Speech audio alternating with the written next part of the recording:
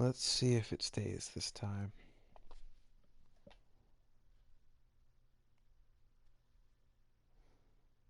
Hmm. For whatever reason, I started a stream before this one, but the second I started it, it just disappeared. You know, disappeared, and I lost connection like instantly. So I don't think it ever went up. So hopefully no one ends up getting spam notification. Because I know I would not want to get two back-to-back notifications at 11:27 at night. That would just be a bit annoying.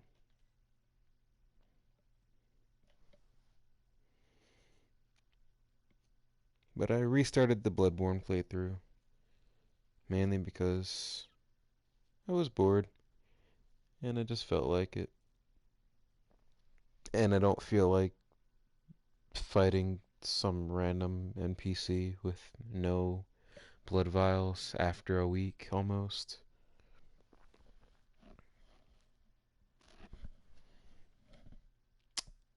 What should I even name the character? It doesn't really matter. I'll just do what I've been using. Same name again. Same preset.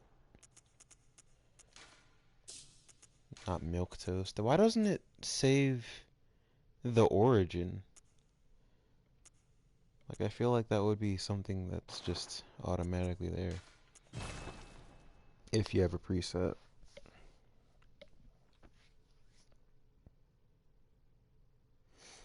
Doesn't it do that in Dark Souls 3?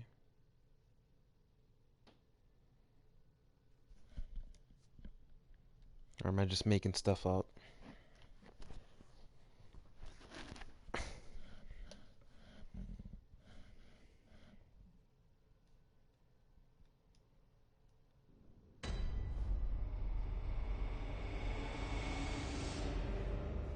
I'm not even gonna try to rush through anything on this one.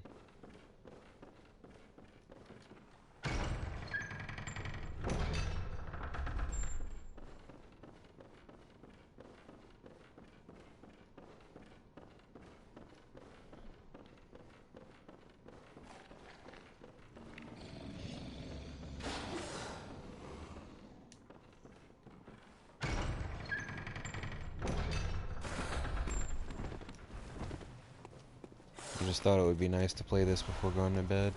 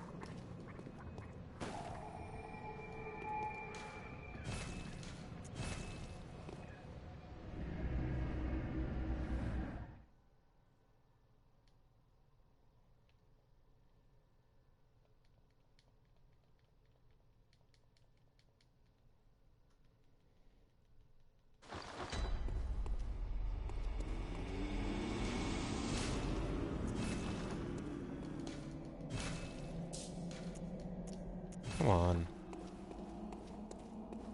What even is this? It's the notebook. The notebook's kind of irrelevant because I'm not in online mode.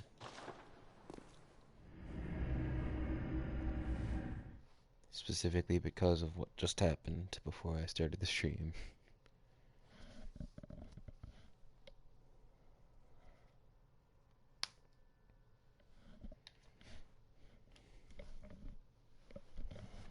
Can you imagine if someone was really still invading in this area?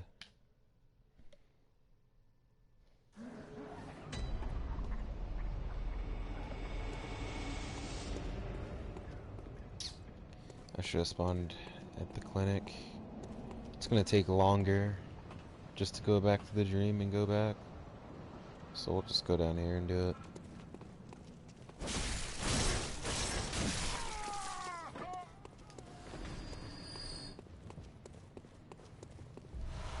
I need these vials, and there's the vials inside the building as well.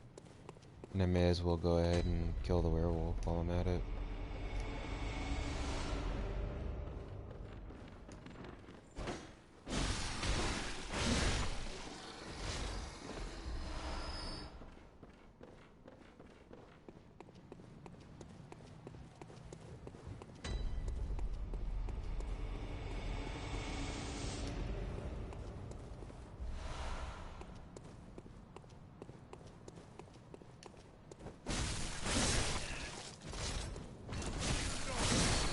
And I want whatever is over here, the Molotovs.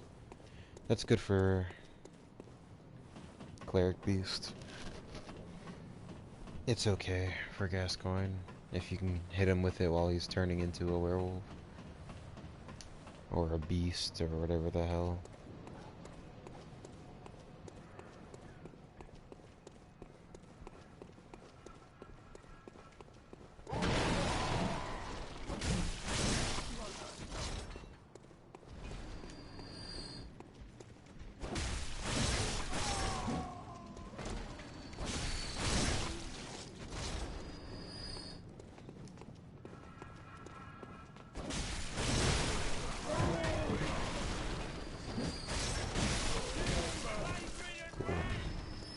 I'm actually glad that guy hit me with the shield. Kept me from getting hit by the torch, which probably would have just killed me.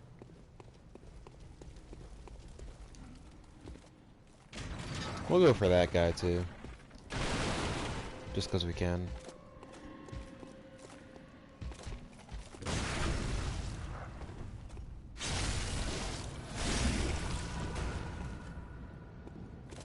We'll do it again.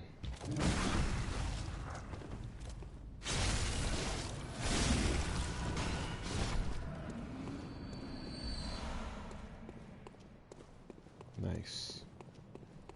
2 bullets for 3 vials. That works. It's not always a guaranteed 3 vials, I don't think.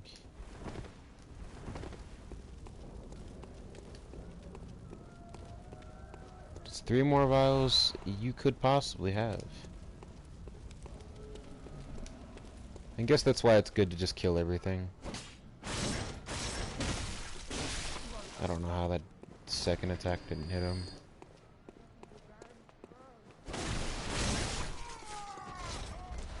It's just about everyone has a chance to drop bullets and vials. So you may as well, if you can get away with it without dying. Which I can do pretty confidently.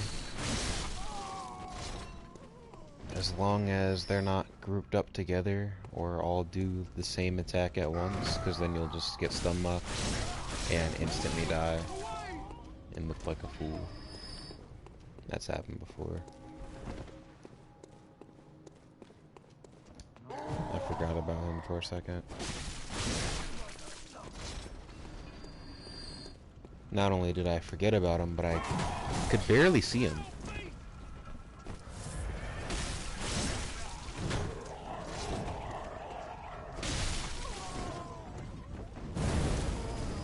Very cute.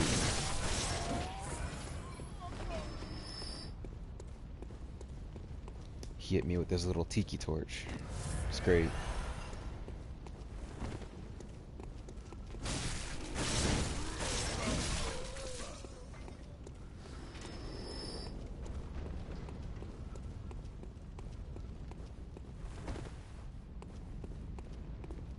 Alright.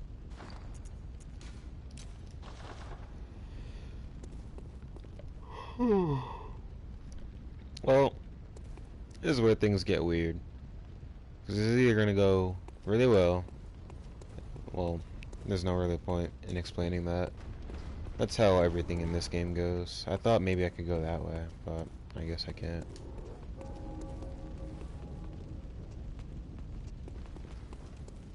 Yeah, that's just about how everything in this game goes, though.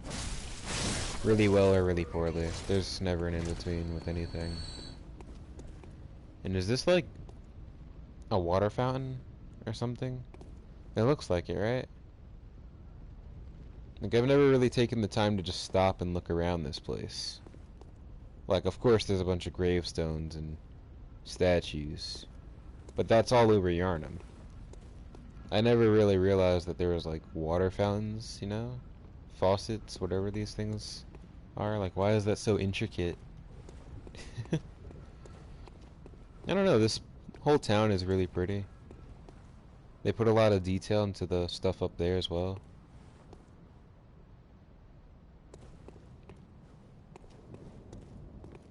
I don't stop to look around Yarnum often, but when I do, it's when I'm trying to stream a game and not stay in one area for too long.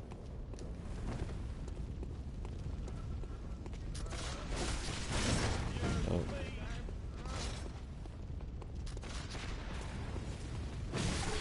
Nice. Cool. I don't get why there's no friendly fire at all. Because one of those bullets clearly went through that guy's back, and instead it just hit me.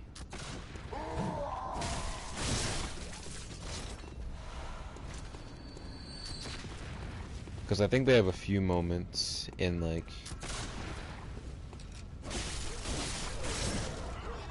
Well, maybe it was just a technology thing, but I don't think that was really the case for this game.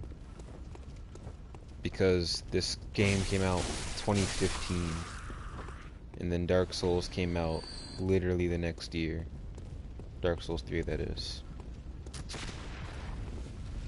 So I don't see how the technology could have been that much different. Maybe they were just experimenting.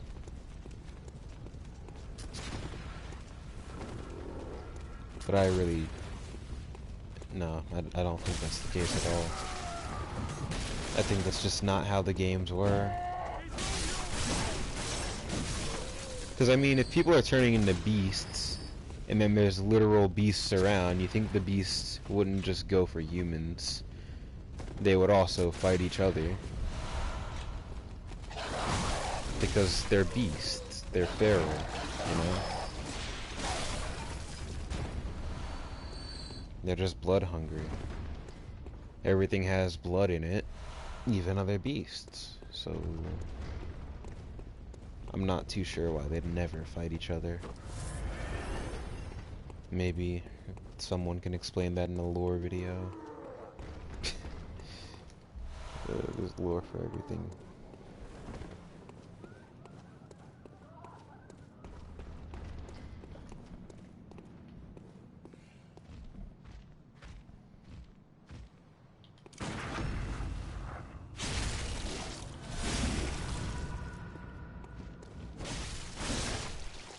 And with dudes like these around, clearly they're already turning into beasts, so how exactly are they still staying organized? Are they like... They still have half a mind to just keep hunting beasts, and they're also going after people? Or are they all beasts now, and they're just like going after people? Like, switch teams.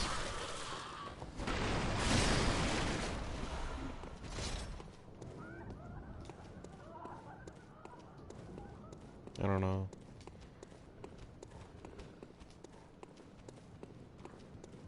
And I don't think it's this area, but in Old Yarnum, once you open the door and you look up, there's like a floating statue.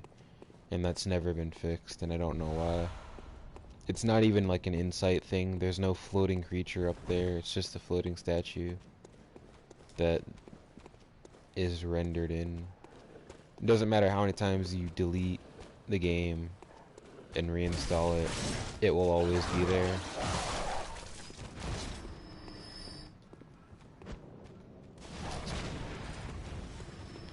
I was trying to kill everyone with that. There we go. That's a little better.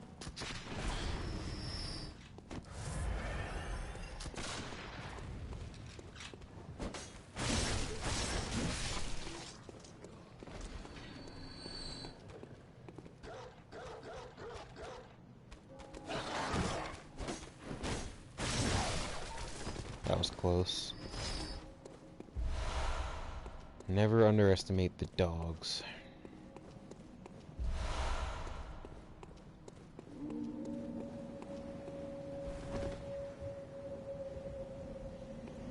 That was cool. I like the way the wind was blowing my little shawl cape thing. My cloak. For a moment there, it was blowing it backwards. It was very anime looking.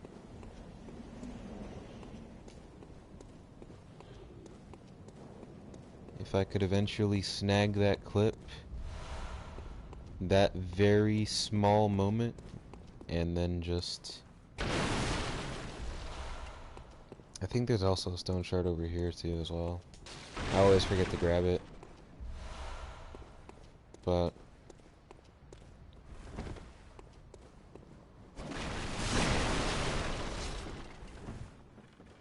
what was I saying? I just grabbed that small clip, that small millisecond that the wind was blowing my cape, and I was looking down the street. That would look kind of cool. I feel like they could very easily make a Bloodborne anime.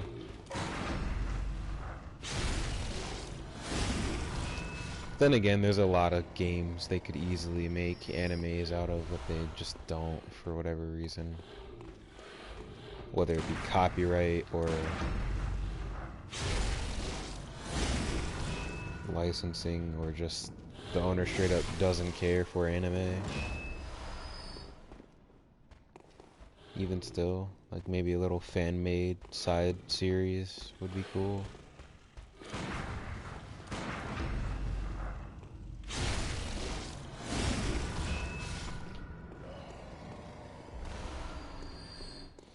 Just don't make it a live-action movie. There's already a movie out there that's kind of like Bloodborne. I don't think it's nearly the same setting, but I've seen clips of it where the guy has like the same outfit that the hunters have.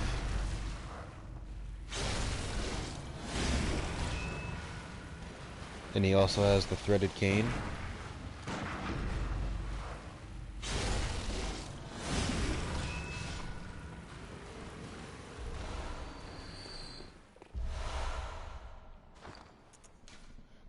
And I don't know which one came first, but if I had to guess, it was probably that movie, because it looked a little dated. Like maybe a late 90s or early 2000s movie. It was kind of strange.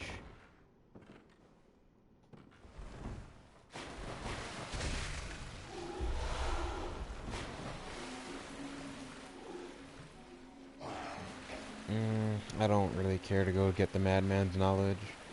There's no point in getting the Madman's Knowledge over there.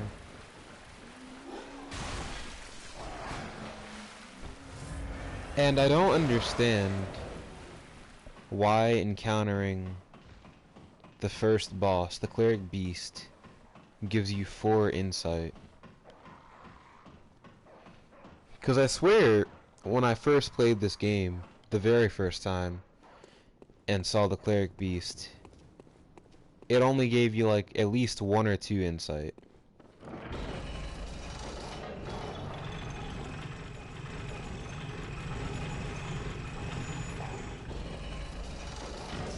Because it was something like if you die, you would lose insight by 1. So maybe it gave you 2. Because I'm pretty sure the first time I fought Cleric Beast, I might have died. I honestly don't remember. Cleric Beast is so easy, I don't remember the last time I died to him. It was probably Helping Bones, because I was trying to show off, and then I didn't realize that I was getting, like, nerfed to all hell because I was overleveled.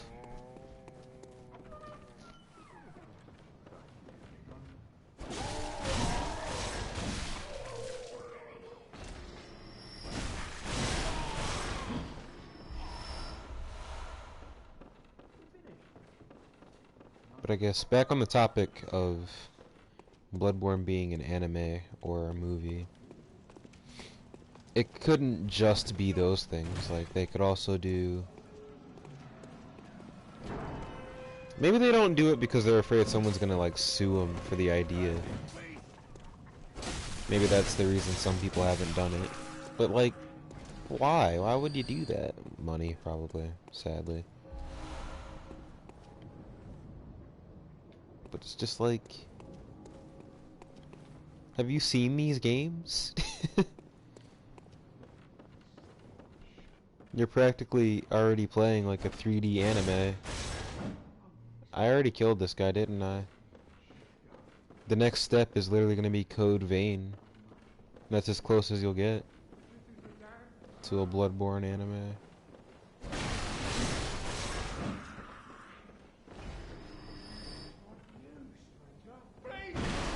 Whoa.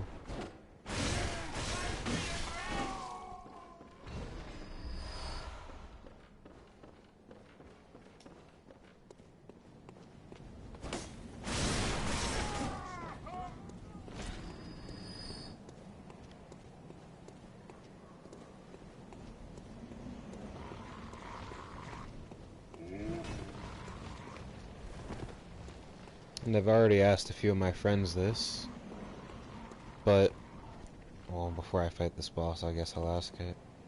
If you had the chance, would you play a Bloodborne MMO? 'Cause damn it, I would. I definitely would. They would have to tone down the graphics a bit, unfortunately. Or just get better servers, or whatever the hurdles may be. But if you made an MMO that plays like this,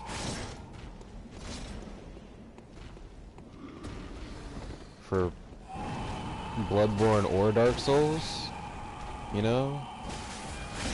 Obviously you'd have to have a lot more outfits out there, and classes. But with the character customization, it would be really cool, I think.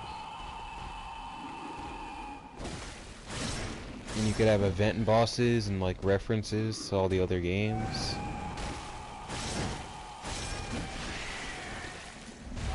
Maybe they'll make it eventually, because it seems like every time I mention ideas like these, especially when I'm talking to my friends about them in parties,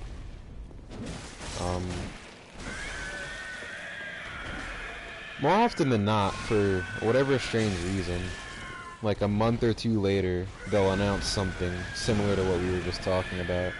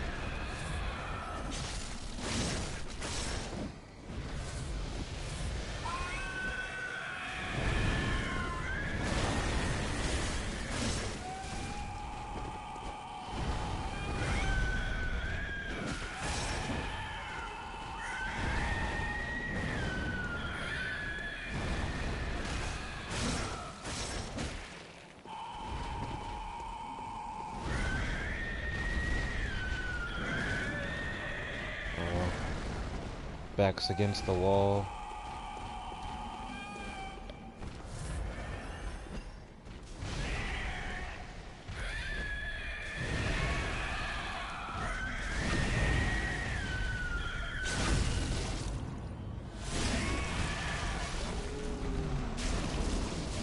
Those were some very precise throws. I don't think I've ever landed that many critical throws in a row. That was beautiful.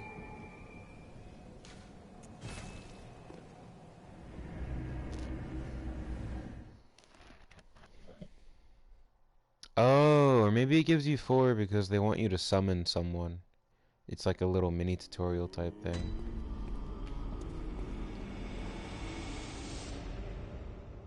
I don't know. from what I can gather, the rare times where I did summon people, it would be like for when I was in New Game Plus stuck on Mikolash or something, because the dude would just one-shot you constantly with spells. And I would use a meat shield or something. That was about it, though. I feel like this game is just a bit too easy to really need someone to help you.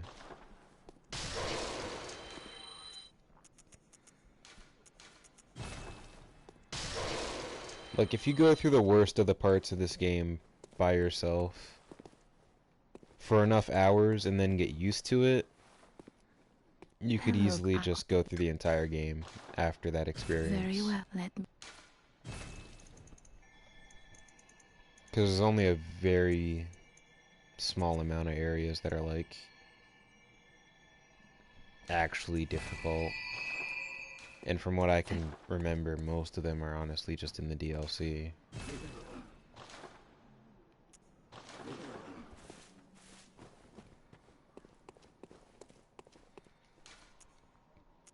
Like, honestly, if you can beat Ludwig, nothing else in that DLC is gonna bother you that much.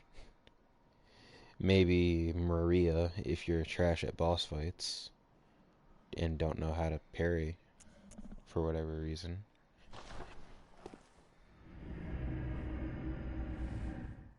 Maybe the Orphan of Kaz, because that's a bullshit boss, you know?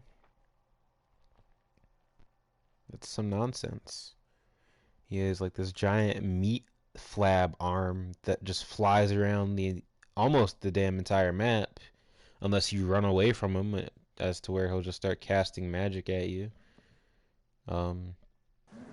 That boss is nonsense. Straight up nonsense.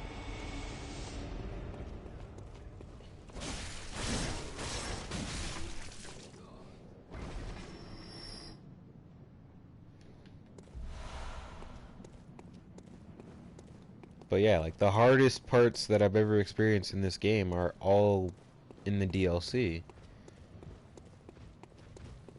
Like, sure, maybe you'll get stuck on ROM in the vanilla game, but that happens sometimes. That doesn't mean he's hard. It's just sometimes you're stuck because you might have forgotten how to fight the boss the right way, like efficiently.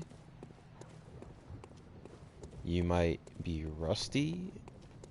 I remember, I think I stopped playing the game for a while on my first playthrough or so, after getting to ROM, just because I was stuck there for a long time. But then, what's really funny is if you watch a speedrunner, or you just watch someone play the game and you watch how they fight the boss, you watch, at least for me, you watch someone do something and they make it look easy, I can just copy what they do and then it's over. And that's usually how I can get through stuff like that.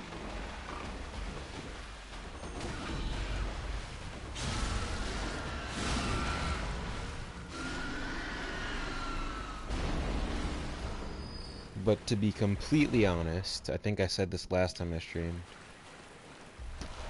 Last time I streamed Bloodborne, that is.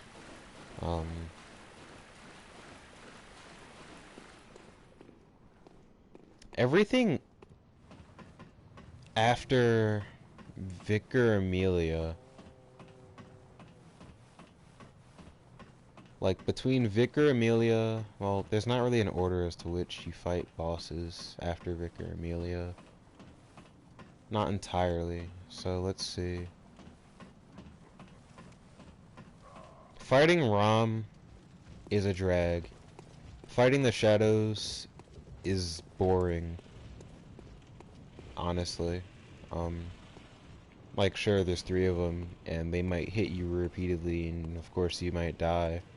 But as long as you can dodge and prioritize, that's not too hard of a boss fight. Gascoigne's a hard boss fight, for whatever freaking reason. Especially if you're using the pistol, because sometimes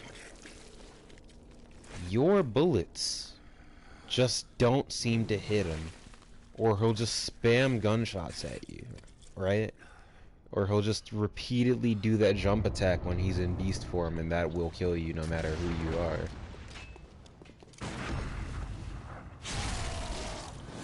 Like, whether or not you get stuck on Gascoigne, I feel like is entirely up to RNG. It doesn't matter how good you are, or how much you know the game. Because this guy always ruins your day. This guy ruins so many speedrunners' days, and chill streamers' days, because they want to be chill, right? And then you get to Gascoigne, he's like, ugh, what's that smell? Right? Like that. The sweet blood. Oh, it sings to me. It's not really blood, though. It's the smell of your salt and your sweat and tears, because Gascoigne ruins everyone's days. And that's just how it's gonna be. Gascoigne probably made like 50% of anyone that wanted to be a fan of this game quit. Single-handedly. Give me a break.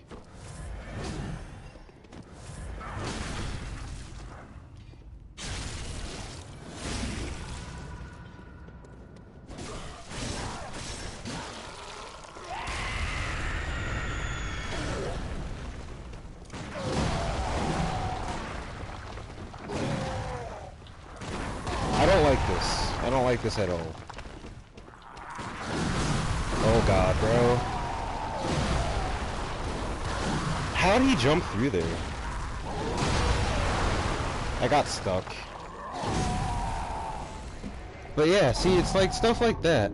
Because Gascoigne's beast phase is just so stupid. And it's so pattern based where if you get stuck being roll caught, it's kind of hard to avoid it. It's kind of hard to avoid that. Because usually you're panicking. And you're not thinking, you're just trying to not get hit. And your health just keeps going down.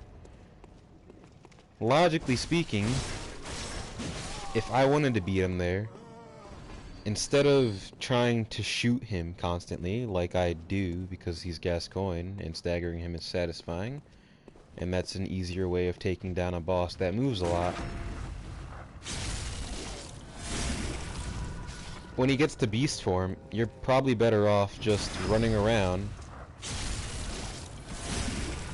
dodging, and swinging after he does a combo.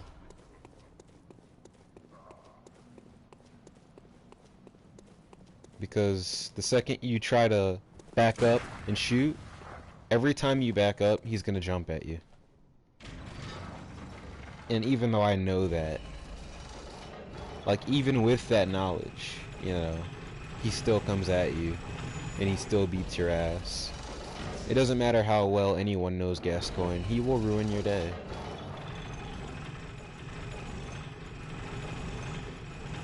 Only if you let him.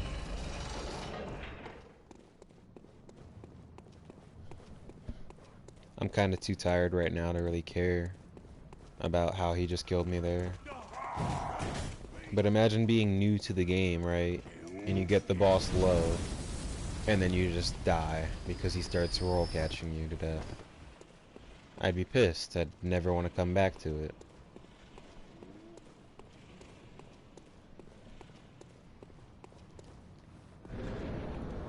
And this might be even worse because he probably just wants to shoot me. Oh, no, there we go. Thanks for not shooting me, buddy.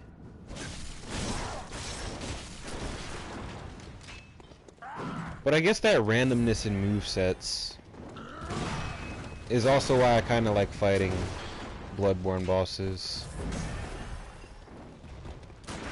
Because one issue I had with Sekiro was the boss's patterns were almost always exactly the same. No matter how many times you walk into the boss fight.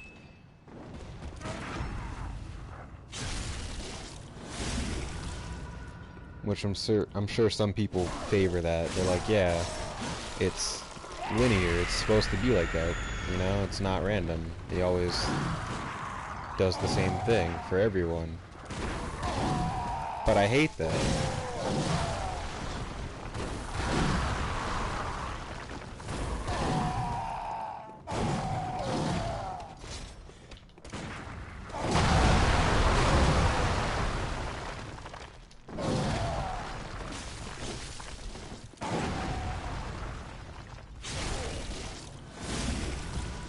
Sorry, I had to focus because I really didn't want to die on Gascoigne again.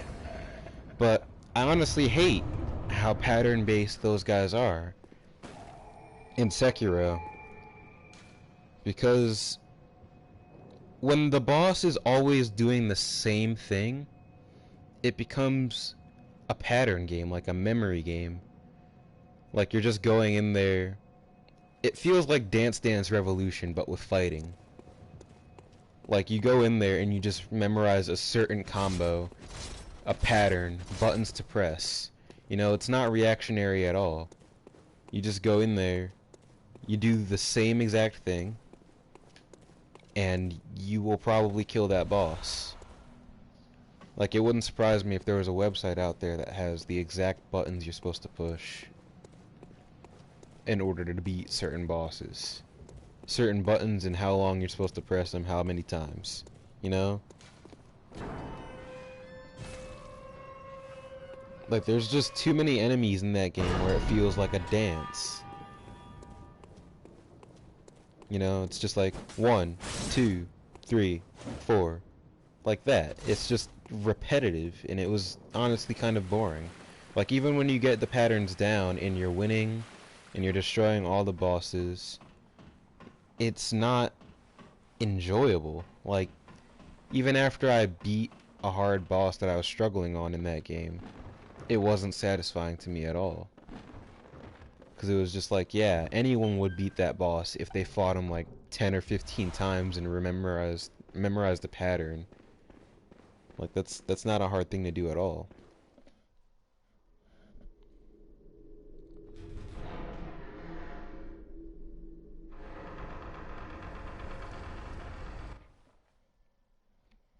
But the bosses in Bloodborne, and in some cases even in Dark Souls, are random enough to where some enemies in this game do moves I've never even seen before. I know if they seem worth being told that. Why is my guy doing emotes? And I do sincerely hope they are. I know if Okay, whatever. Anyways, what I was saying was, right, even with the obscene amount of hours I have in the Bloodborne and Dark Souls 3, it is shocking that there are still moves that those bosses have that I haven't seen.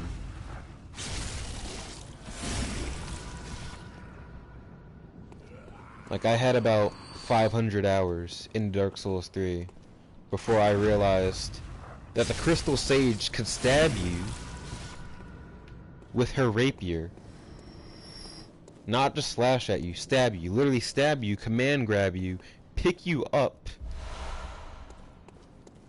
and like blow you up with magic. I don't remember exactly what the move was, but it was insane.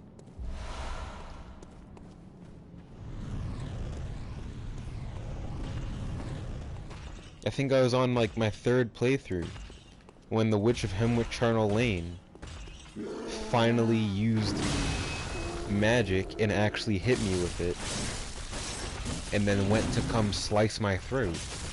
Like, that's the amount of randomness that should be in Sekiro. That would probably make it more interesting. There's not a single move in Sekiro that no one has seen before.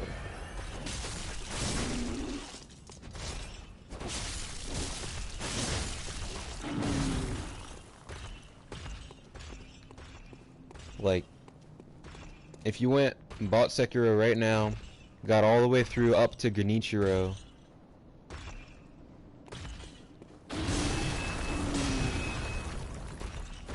Genichiro's second fight, that is, all you would have to do, right, is run up to him, push L1, L1, R1, and then jump, because that's like his initial combo, right?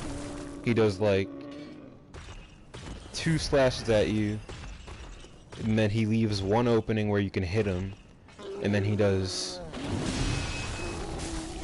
like a low sweeping slash attack, or sometimes he'll do a thrust. In that case, you could just Makiri counter him and slash at him, and that's always going to be his pattern. And I guess that's fun if you're making like a montage video or something, especially if you're making like, let's say, a Sekiro anime opening and you're trying to fight him with no HUD. I could probably go back to that game and fight Genichiro right now and still know his exact pattern if I had to restart and do it again. And by restart and do it again, I mean go all the way up to Genichiro, that boss fight.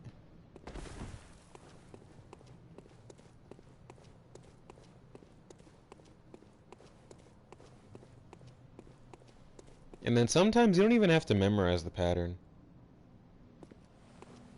You could just like, this is what I did with I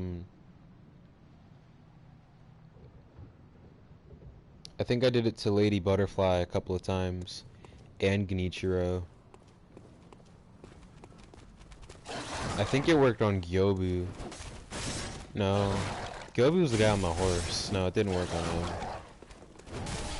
Ow. But especially for Genichiro, like his last phase, I didn't even have to like follow his pattern at that point. You could just kind of cheese him. You can hit him once, and then he'll like try to hit you, and you could dodge behind him, and you get the iframes, and you just hit him once again, and he'll dodge back, and you go and just keep spamming the dodge hits. And it's like an endless roll, and he just doesn't avoid it. I did that one time I fought him, and he just didn't get to do anything.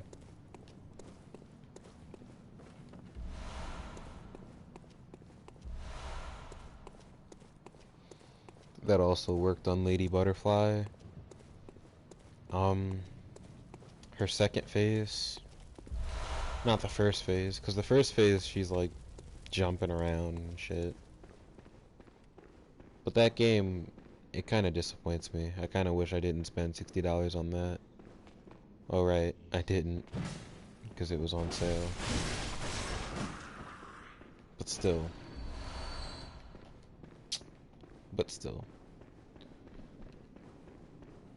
I feel like it wasn't even worth the price that I bought it at still.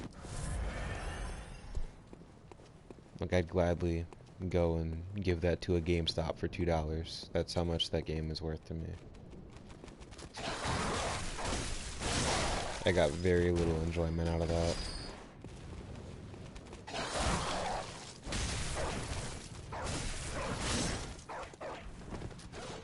But man, I could watch people play it all day and get pissed off. But I don't really play these games to get mad. They don't typically make me mad.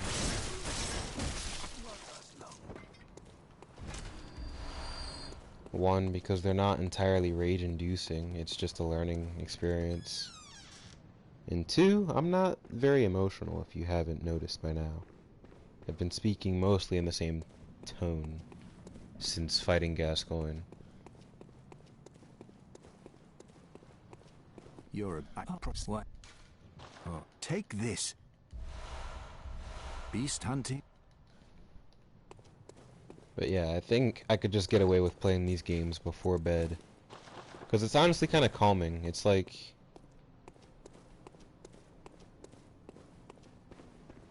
streaming while playing this is just a nice little... it adds something to my stream of consciousness, if I could speak, you know? Because I guess I just... over my words all the time. can't even say like a sentence without tripping over a word.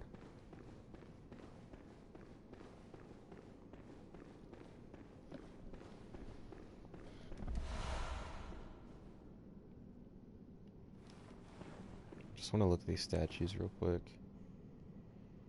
Don't get me wrong, there's definitely some stuff in these games that are just absolutely nightmare fuel.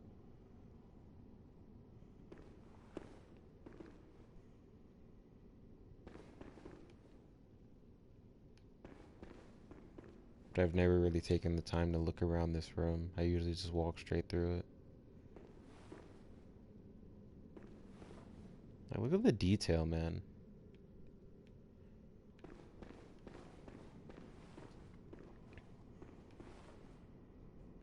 I guess one thing I'd have to worry about is when it comes to anime studios that make game adaptations, like, or I guess it would be the other way around. Games that become animes, like a good example, Persona 5 the animation. I still enjoyed that. But there were some scenes in there where it was just like, Jesus Christ, why did you animate that like that?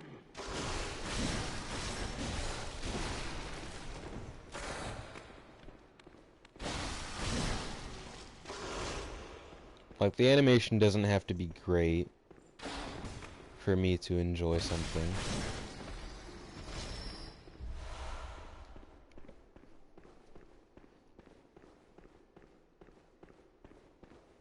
But it can't be like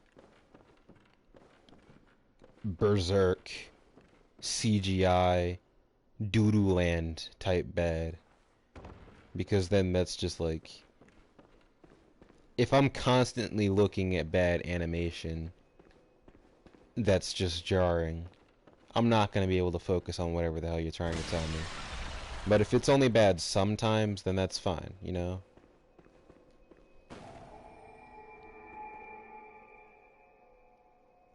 And then there's just some animations or anime that you watch where you know it's bad and you just watch it anyway because it's still enjoyable regardless of how bad it looks.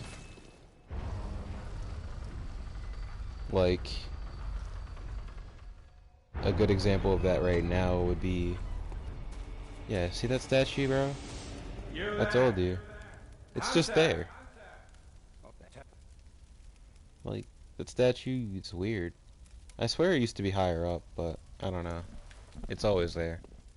But one example of an anime that I'm watching currently that is absolutely horrendous during every single fight scene.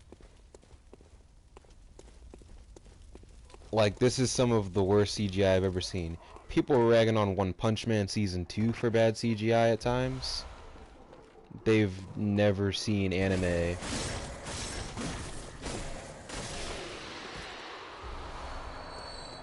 like, this isn't the first anime that's been like this, but this is one that's currently like this. Ari Furuta, Commonplace to World's Strongest. I enjoy it because I know how ridiculously edgy it is. Like, you watch that and it's just like, geez, this came out of a 12-year-old's, like, comic. Like, this is some emo teen's nightmare, or I guess wet dream in this case.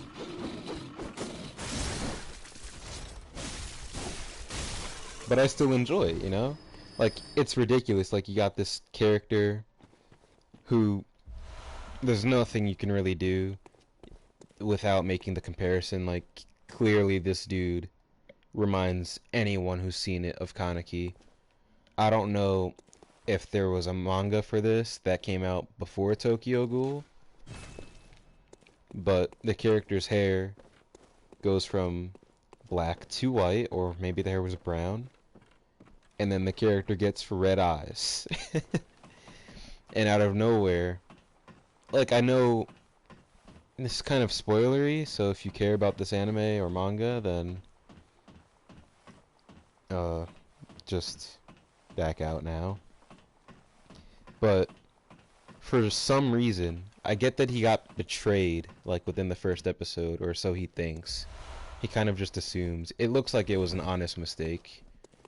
But then, literally, the next episode, they show some guy that's, like, super guilty and suspicious. And they're like, yeah, that's clearly the guy that did it. But you get this character who is an absolute cinnamon roll in the first episode, you know? He's just a sweet, precious, little, innocent, high school, teenage anime kid, right? Like, someone you'd think was a side character if you had a glance at him. And his personality is just bland. He's normal. He's normal personified. And literally like 15 minutes later, the dude's got white hair, red eyes. I don't know why his eye color changed. They didn't really explain that. But he just, for whatever reason, he goes from being like that innocent to becoming like an edgelord, right? Even his personality. Like, he just randomly becomes rude. And I don't know. Maybe he became bitter. I don't know exactly what it is. Like, maybe the anime is just skipping steps, right? Maybe the manga explains it better and explains why his personality changed so drastically. But I'm sure all of his anime harem, by the end of it, is still gonna call him kind, even though the dude is just a straight-up dick at this point. Which is why I must... Not like it matters, because he's only around like one other girl at this point in the story, and everything else in the anime for the moment is just monsters. But every single monster he's fought, because I lost the point of what that story was, every single monster that he's fought in that has been absolutely horrendous bad CGI. You get gigantic bad CGI dinosaurs, you get like giant bad CGI hydras.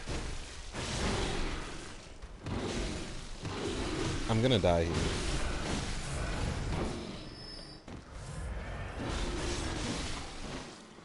Okay. But it's like the animation's not always like that. It's only when they're fighting. But the unfortunate part of that is I really enjoy fight scenes in an anime. And so I can really enjoy this one simply because I know how, if I was just a little bit younger and I was still feeling extremely angsty and emo, I would probably eat this shit up. But now I just watch it and it's nice to laugh at it, because it's like, I'm not laughing at it because it's ugly during fight scenes. I'm laughing at it because of how ridiculously similar to a lot of animes I watch it is, you know? Like, it's almost like it's taking elements from every single famous anime.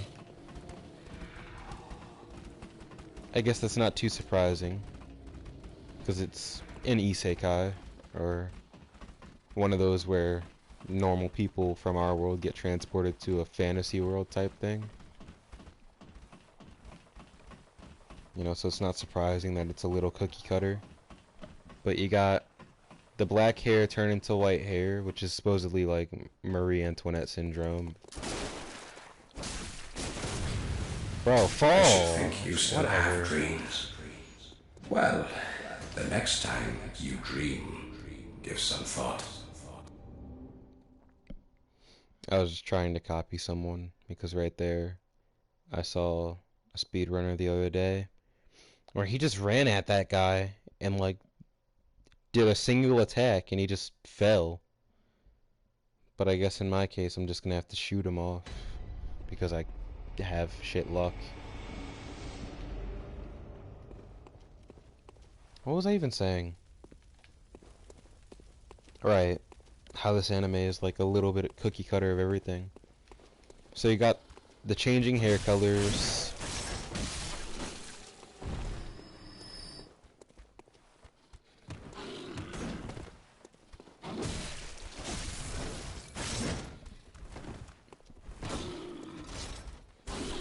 Oh my god, you're a normal monster.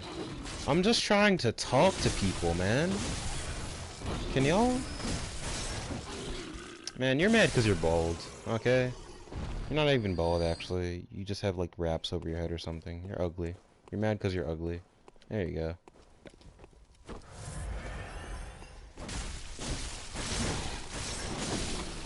Now you all gotta die horrible deaths because you made me forget what I was saying.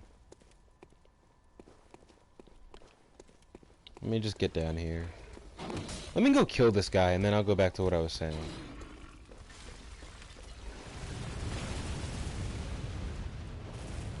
Because that was a little bit upsetting. I hit him like 4 times, point blank.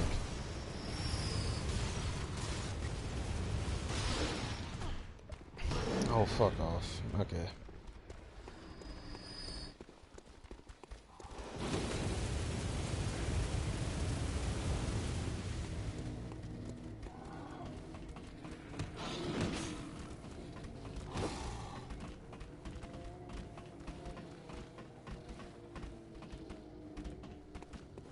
I'm gonna go kill this guy and then I'm gonna finish what I was saying and ask a few questions.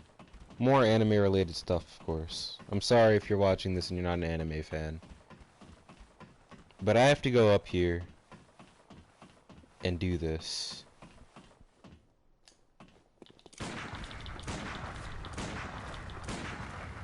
You deserved it. Alright. Well, nothing's gonna climb up after me. So, what I was going to say was this anime, Commonplace to World's Strongest, has so many familiar aspects. You got the betrayal story, which became so famous, I feel like, after Rising of the Shield Hero became so popular, you know? And then you got the white hair and red eyes, and I have to ask, what is it with so many animes just liking that design? Like, it doesn't matter what the anime is even about. Who has white hair and red eyes? You got Shiru from, or is it Shiro? I don't remember exactly. The albino from Dead Man Wonderland, white hair, red eyes, right? You got Belle Crano from Danmachi, white hair, red eyes. You got Kaneki after going like insane, white hair, red eyes. And I guess in that case, the red eyes is technically only, well, not both red eyes, but one red eye, because he's a ghoul, right? Of course. That kind of makes sense. But I'm just trying to figure out what's so appealing about the white hair and red eyes. It's like that, and then like Kirito's design, like generic main character protagonist design, are the most popular character designs there are. And there's barely anything different than those two. Unless it's like a new shonen protagonist. In that case, almost all of the designs are pretty unique, which I do appreciate.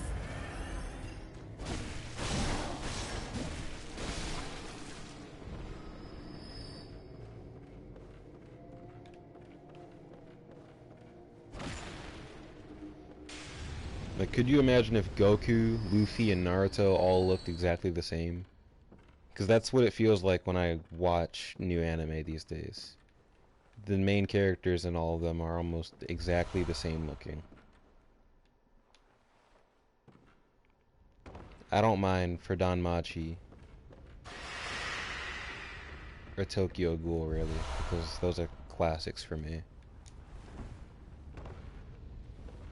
And Bell, even though he has white hair and red eyes, he's not exactly edgy. Bell is just a cinnamon roll, you know? He's so pure, he doesn't even want to, like, hold hands with anyone.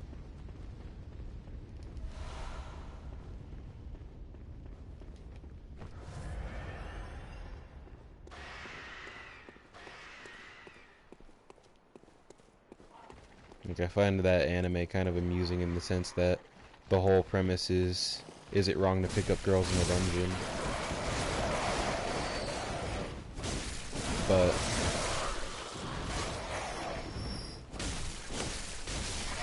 Bell could barely, like, hold the conversation with any girl he finds attractive, let alone get his face near them. Like, what exactly is that anime's idea of romance? Because how are you supposed to, like, if he can't kiss a character or hold their hands without turning into an extremely red tomato, like, dude's got Hinata syndrome. Like, every time he gets close to someone, he just turns red. It's weird. It's amusing, and it's a trope, but it's weird. It's kind of annoying. Like, that's in all animes that are romance based. Almost all animes. Almost all, let's say, mainstream romance animes. For lack of a better term. Like Kaguya-sama Love is War, or Masamune-kun No Revenge. Or... Why am I slow going this? Let's go that way. There we go. Or, what was the one I just watched the other day? I'm forgetting the name of it. I remember the main character's name was Hachiman, and there was Yukino, and there was Yui. What was that called? I don't remember.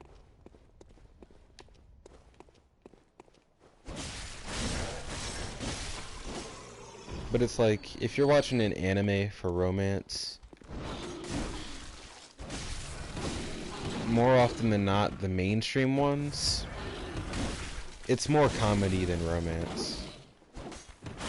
Like, the characters typically can't stand each other, or the girl's like a tsundere, she's like, as if I would care about you, baka. And then she, like, hits him in the face. Like, yeah, how romantic is that?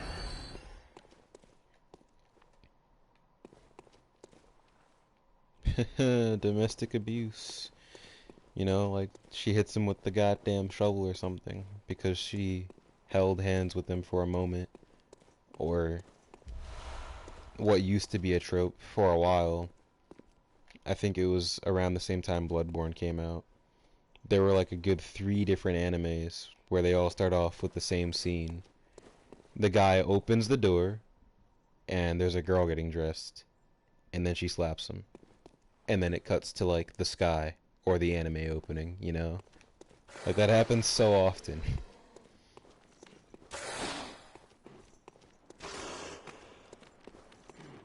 And it's just a bit annoying. And more often than not, when it comes to romance anime,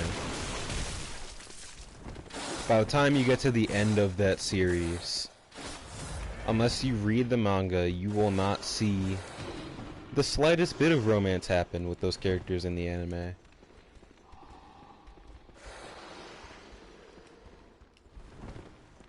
It's just kind of interesting, you know?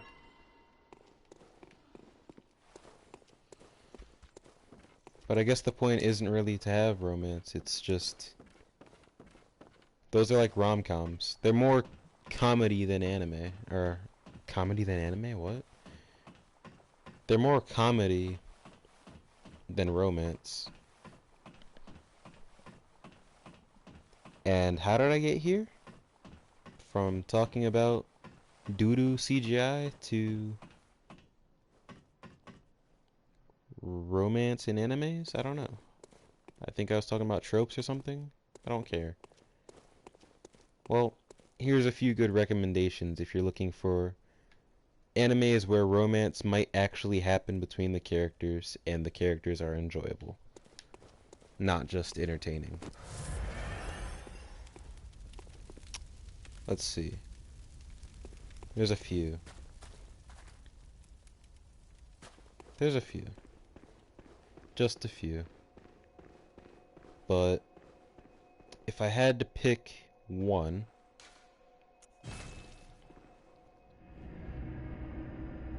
it would have to be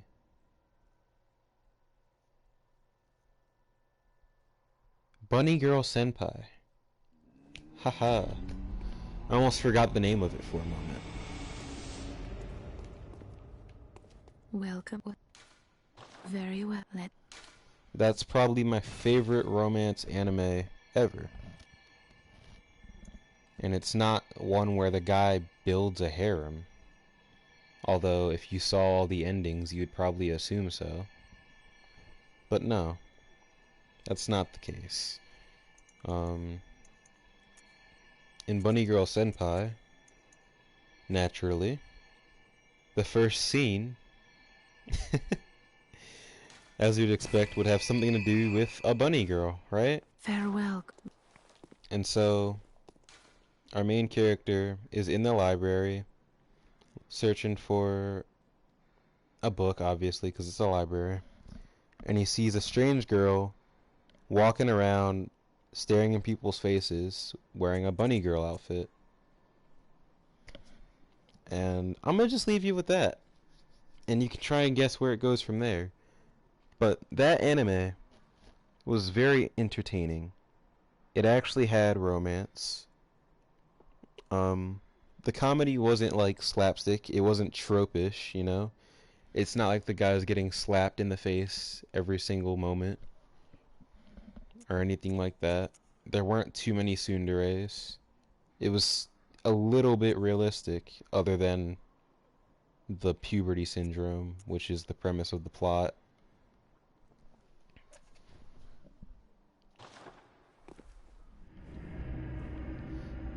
The main character's very sarcastic, but quite a realist as well.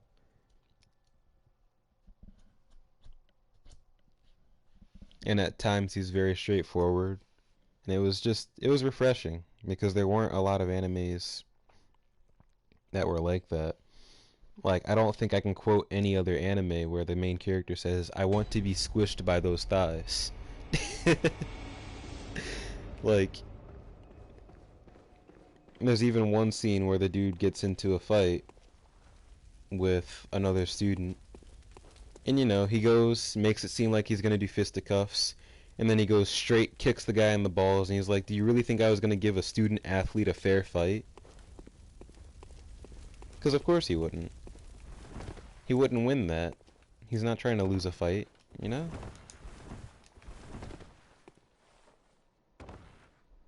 He's just trying to help people.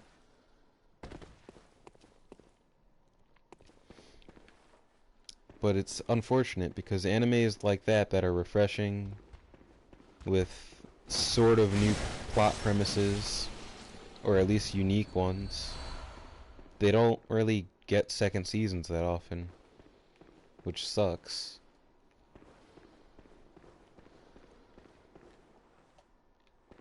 Because it was really nice.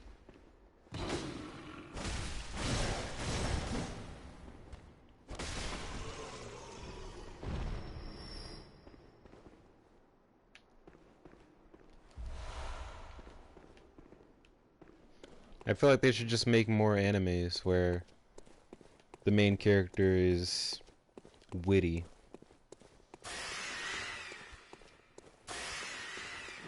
I feel like in those cases the humor hits harder. Unless you're in an anime where things are just entirely ridiculous, like Konosuba, which is easily another classic. Oh right, this isn't Dark Souls, I have to grab the thing. There we go.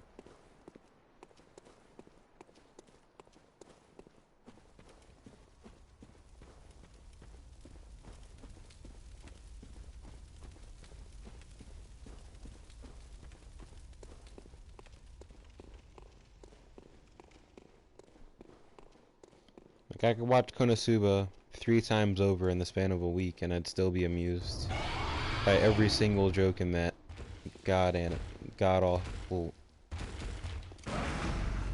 I can't even finish my thoughts because I immediately started focusing on this boss. Pardon me, I'm just gonna go silent for a moment.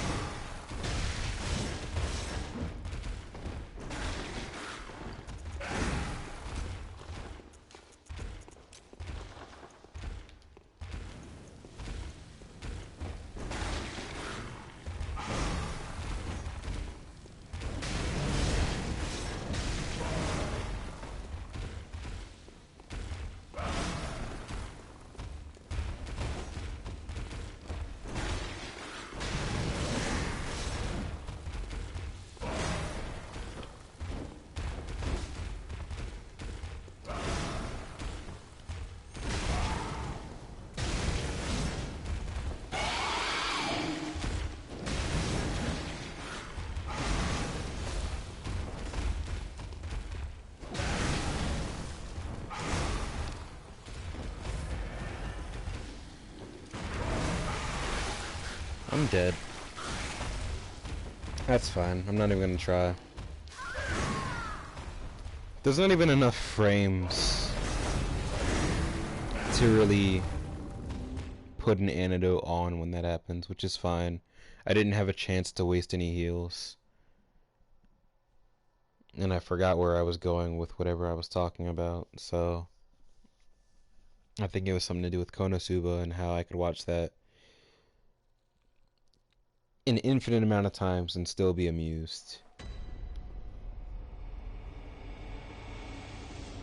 And I think I saw the view count go up for a moment.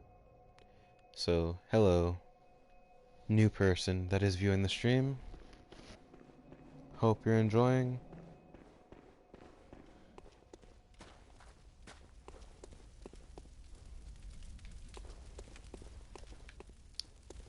But from what just happened, you're probably not, because I just died to a boss and I wasn't talking.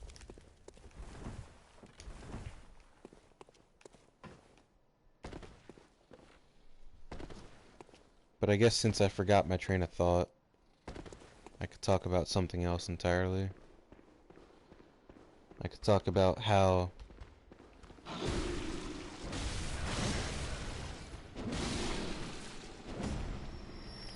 the games that are out now aren't all of that great, in my opinion.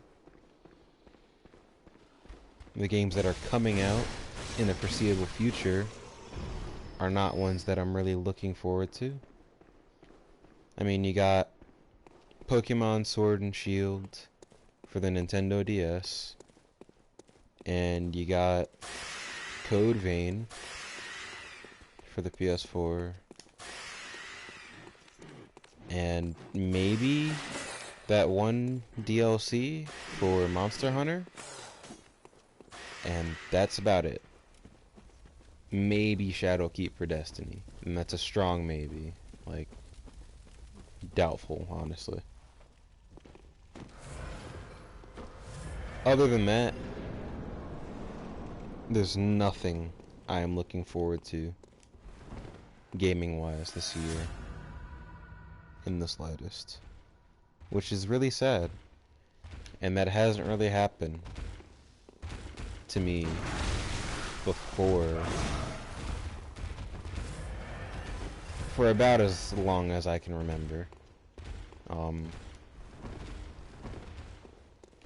don't think that's happened ever since. One second, I gotta like reload the stream on my phone. There we go. But as I was saying, I don't think that's happened since like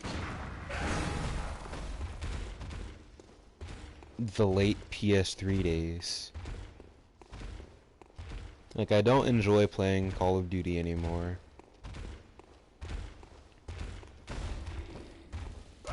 And they're probably not gonna make another... Oh right, how could I forget Persona 5 The Royal? That's one. Another one that I'm looking forward to. But other than those few, there's nothing after that. Finally, Like for a while. I'm able to catch your stream. What up, Bones? I was honestly gonna text you and ask if you were okay, because that freaking ridiculous shootout since 4:30 p.m. was on the news all afternoon. And I was like, dang, I wonder if that's in Bones' area.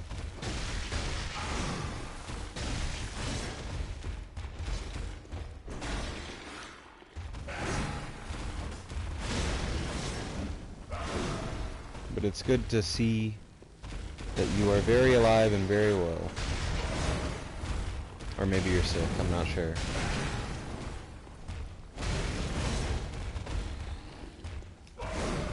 Basically around the corner. Around the corner? Damn, bro.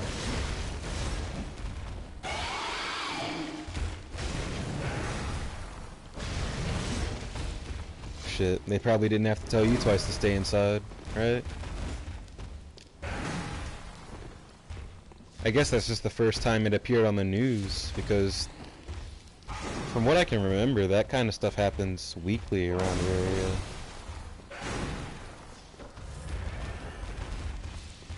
Not to that extreme, of course, but like shootings just in general.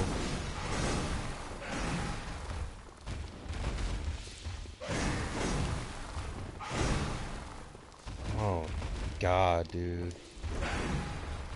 This boss is just trying to make this as boring as possible.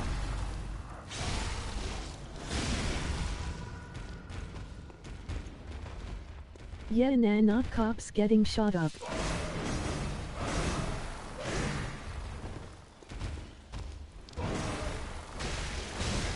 Yeah, quite a few cops. Like, alright, I know it just happened, and I don't mean to piss anyone off, not that I really care. Get mad if you want. But I don't think you really needed that many cops to handle a single dude. I don't care how many hostages he had. A single dude held up in a house.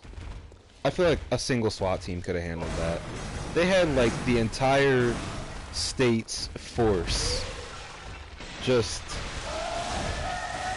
concentrated in that one little area. I'm like, you really need that many dudes to take on one guy? It just seemed like it was a bit incompetent. And then it was kind of annoying that that was on the news like all afternoon. But thankfully, none of the cops that got shot, as far as I know... When I saw it at first I was like, damn again. Yeah, but when a cop gets shot they bring an army. Yeah, right?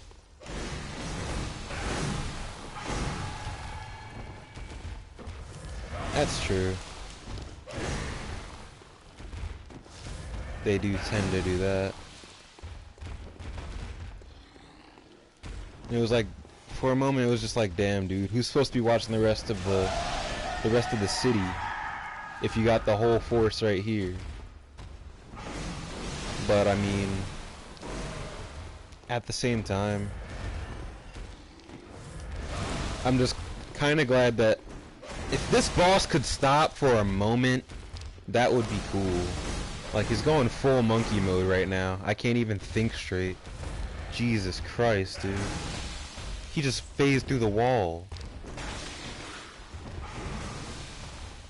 I've wasted like 10 heals. Fucking asshole, dude. Come on.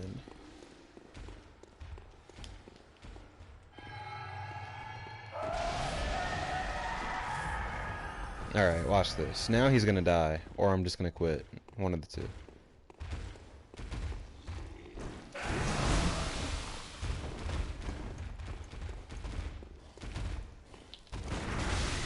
Cool.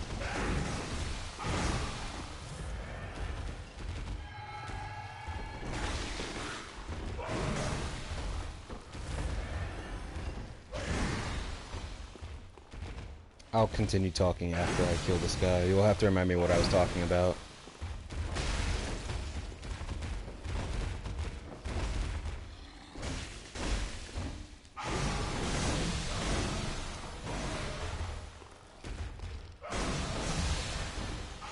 Or after I die. At this rate, I might just die.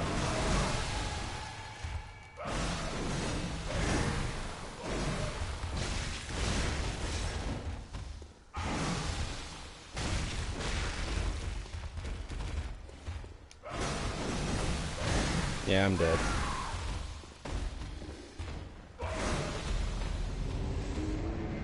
It's been a while since I died to the Bloodstarved Beast, bro. That's unfortunate. I'm not gonna lie, I forgot 'cause I'm playing Minecraft at the same time. Alright. I think I remember what I was saying. I think I was saying something about that shooting that was taking place all evening. Right. I was just glad that none of the cops that got shot ended up being critically wounded, you know? Like, none of them died. That's good. But it just seemed entirely ridiculous that you had, like, at least 100 officers out there. Easily more than 100. Cowering behind cars. Because one dude was in a house with hostages shooting. Meanwhile, you know, like once, twice, maybe hundreds of times a year, you get random gamers just sitting in their house, right? Twitch streamers getting swatted. It was packed.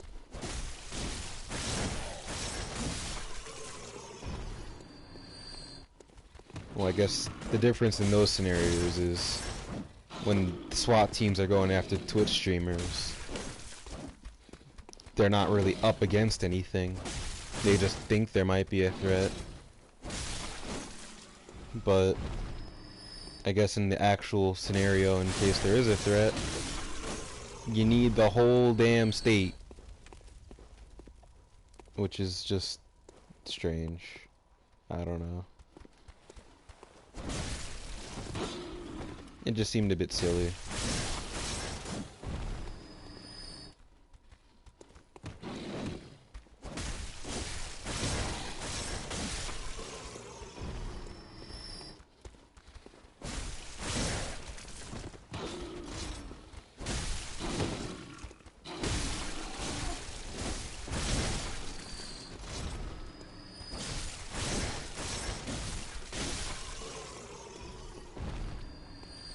Meanwhile, there was this one headline where some dumbass, right? I believe he went to a Walmart and he said, "I'm testing the Second Amendment to see if it works here." Dude was open carrying a freaking rifle. I don't remember what kind. Had like over 100 rounds on him and a freaking body armor vest on him, right? Like, I'm not a munitions expert, so obviously I can't really name what he had on him because I was just reading a headline. But dude went out there, said he was testing his Second Amendment. I'm like, man, this dude didn't get shot. And I don't want to be that guy that's like, oh, it's because he wasn't black. But that's literally the only explanation I have. Like, I can't imagine someone black even trying something like that. You'd probably be shot on sight.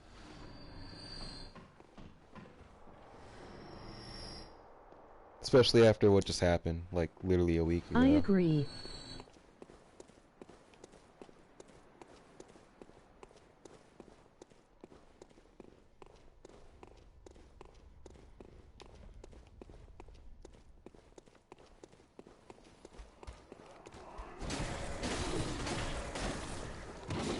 I'm not fighting that boss right now.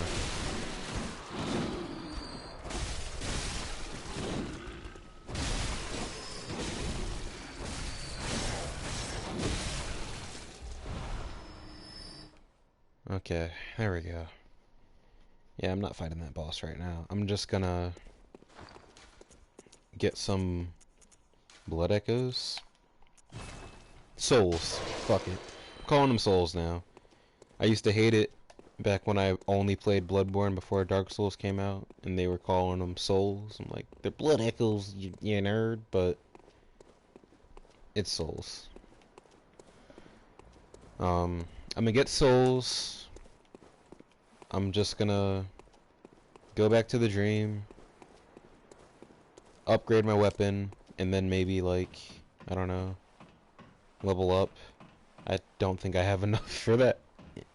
Alright, I might have to go back out, kill some more stuff, get blood vials, because I can't fight that guy with 5 blood vials, even if you're not It's getting Echoes. hit. No, it's not Echoes. It's Souls.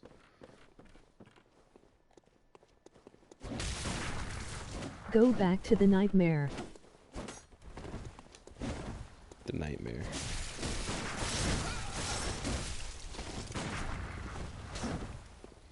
Yeah, I gotta regroup. That's one thing I definitely like more about Dark Souls that makes it more chill than Bloodborne. You don't have to sit there grinding to get healing materials. Same with Sekiro. I don't know why they even did that. Well, I guess technically you don't have to do that, because you have the gourd. Still.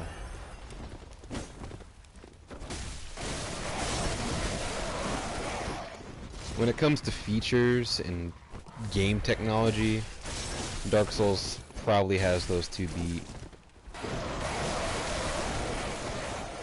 You don't have to go back to any hub area to get heals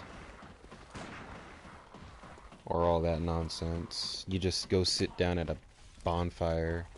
I wanted to go down below and get that badass burnt cape thing, but that guy's being a bum, so I don't really feel like doing it anymore.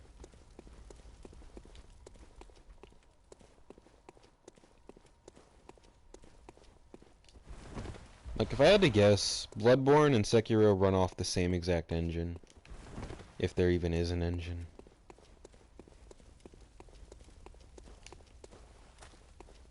Like, they're almost exactly the same graphics-wise. The only thing that's different is the controls and the mechanics.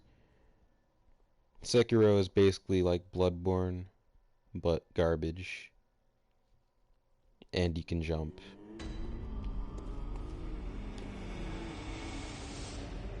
It's so disappointing. You'd think that being a weeb and having a game that's literally about ninjas in Japan would be incredibly fun. But I just could not get my head around that game. There was just nothing I liked about it. Yeah, I'll have that one, because there is no thrust attack on this weapon.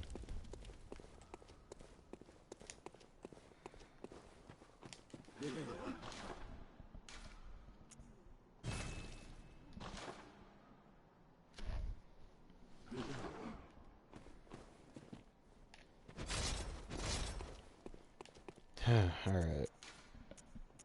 Yeah. Now we're gonna go get that cool cape. But, if you end up ever watching the live stream over again, Bones, to see, like, what was happening before this, I was talking about this one anime. I already told you about it, but it was, Ari Furuta, Commonplace to World's Strongest. That anime, bro. That reminds me of, like, How Not to Summon a Demon Lord. That, like... Nah. How Not to Summon a Demon Lord was better, actually, because I don't remember any horrid CGI monsters in there. That was actually an enjoyable anime once you got past, like, the literal hentai.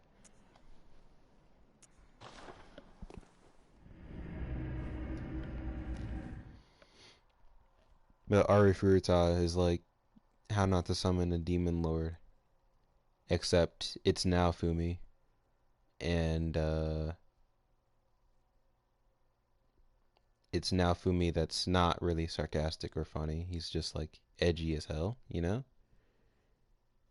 And he just kind of assumes he got betrayed, you know? Like it looks like an honest mistake, and he's just like, no, that was aimed right at me. It must have been betrayal. Betrayal. And then his hair turns white, and he gets red eyes, and he looks like Kaneki. Like, the best part of that series so far is probably Yue, which is the main character's... Let's try to explain this. I don't think I really can. Vampire girlfriend, to put it simply, I think. It seems like one of those animes where every girl he meets is going to end up being his girlfriend. Which is why I'm comparing it to How Not to Summon a Demon Lord. Because shit's weird.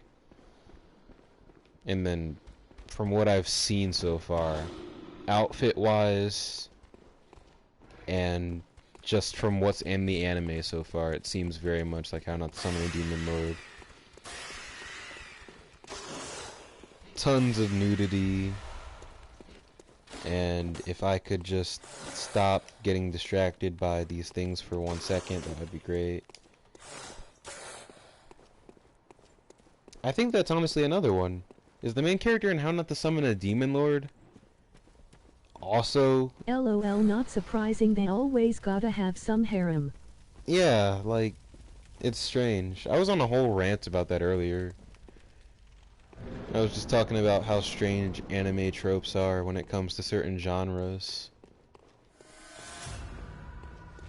But one thing that crossed my mind was how there's seemingly a lot more characters popping up that have white hair and red eyes.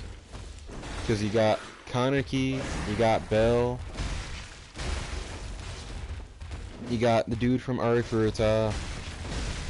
You might have the dude from How Not to Summon a Demon Lord. I don't remember if his eyes were red. I don't think they were. You might have Goblin Slayer too, honestly, because he has white hair.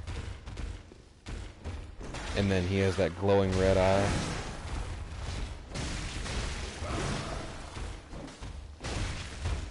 It's like, that template is gonna become the next Kirito format.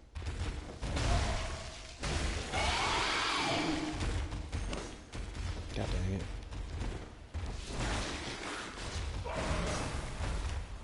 Cause don't get me wrong, I love Kirito, I love SAO. But after that anime came out, there were so many characters that looked just like him.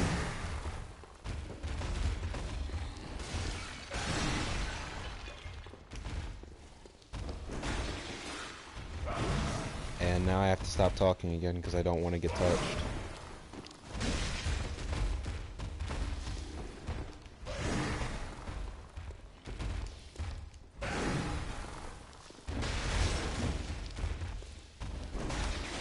You're not wrong.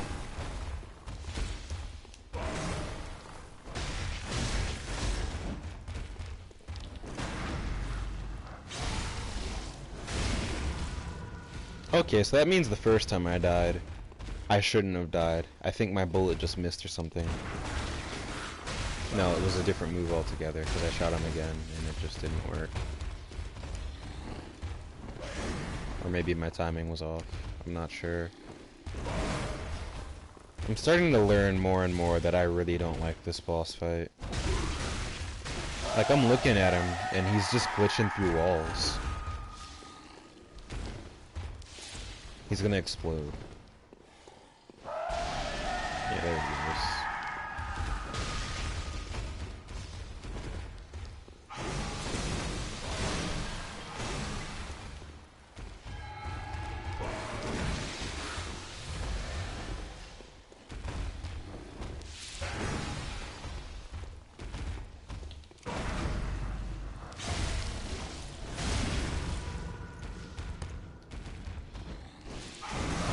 Oh no! Whoa, how did I dodge all that nonsense?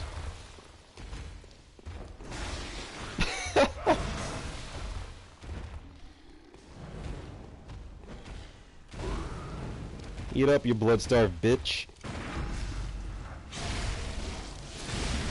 Get down. Alright. Look at that. Whew. Finally.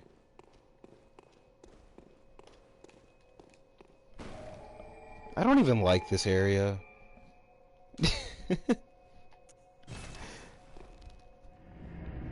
I don't get a chance to look around at all the scenery in that area because it's not pretty.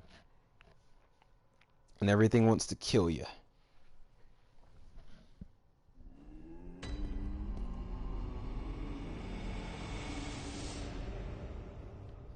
What was I even talking about before I went back to Arifureta? I think I was talking about... The second you joined, I think I was talking about the lack of games. Right up until I died at Bloodstarved Beast, and then I was kind of silent for a little. But we already talked about the lack of games, personally. We know how that is. Speaking of which, I meant to tell you, my PlayStation Plus is gonna run out in like 10 days. Like, it runs out the 27th or the 23rd, I don't remember exactly. But around that time. So, I might just be a Nintendo Switch player for a month or two because I don't feel Mine's like too. renewing it. I just don't feel like renewing it when there's not going to be any games that I care to play. Like, I know you were talking about Destiny and Shadowkeep, but I think I'll just watch a little bit of gameplay on that before I get hype. And I'm saying maybe now, but of course with Destiny, every time it comes around, the hype is so high, I end up getting it anyway. Welcome. What is it? And then if Ant Very gets it, well. I have it anyway, so... Let the echoes become your slave. Very likely I'll have it, but we'll see how that goes. But other than that, I was just saying, I don't feel like renewing it if there's not that many games that I feel like playing. Other than the older ones, where it's like, I don't even need PlayStation Plus to play them, like Minecraft, or Ace Combat, or Bloodborne. I don't know if I can stream without PlayStation Plus. Maybe I can. If I can, then whatever, I'll still play PlayStation, but... As far as that goes, I just won't be playing for a Farewell, while. good hunter. May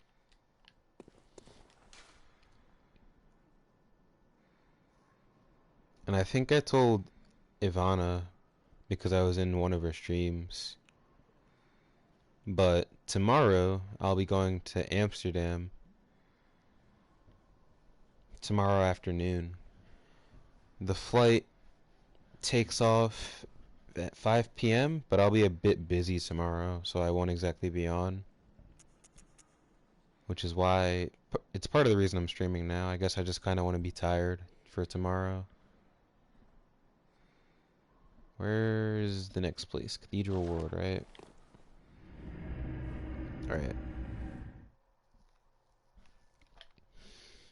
Amsterdam is in the Netherlands. Once I get there, I will legally be able to drink beer. From what I have tasted, I don't like beer. However, That's what's up. once I get there, I'm definitely going to have to drink at least one entire beer. Give it an honest try. Because I've never drank an entire glass of a beer. I don't think that should either.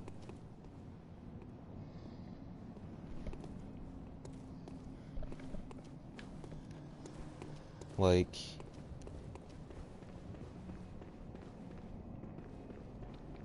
I've had sips, but I was wondering if, like, beer tastes any better if you have more of it at once. You know, kind of like some foods where it's like if you take a small bite of it, it tastes like ass. But if you take a big chomp out of it, it tastes pretty good, you know? I was wondering if it was something like that. but I'm gonna have to try drinking a whole beer on my own anyway. And my mom was warning me about the weed biscuits they have over there. She didn't even have to tell me, bro. I'm not trying to eat food that smells like ass. You wouldn't even have to tell me to steer clear of that. Weed just, it smells. Nah, bro. I'm fine. I'll pass. Because that's also legal there. I fucked up.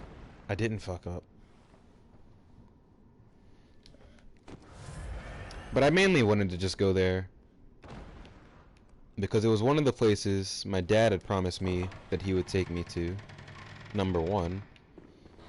And I also wanted to go there for the longest time because it seems kind of strange to me how in the Netherlands there's just so many boatways. Like, I don't know if that's just the geography of it or how the cities were built, but there's like boat roads, and I love going on boats, and I think that's pretty neat.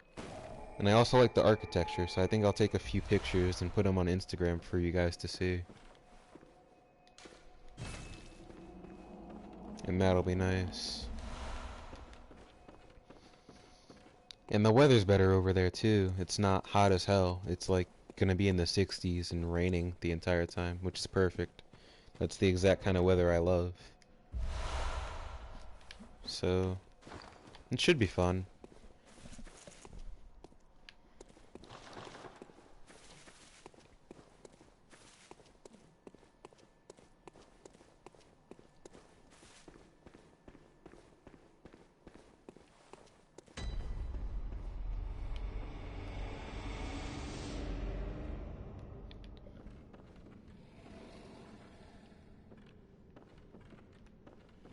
I don't know if you're familiar with the area I'm at, Bones, but you don't have to spend 10,000 echoes, souls, you scrub.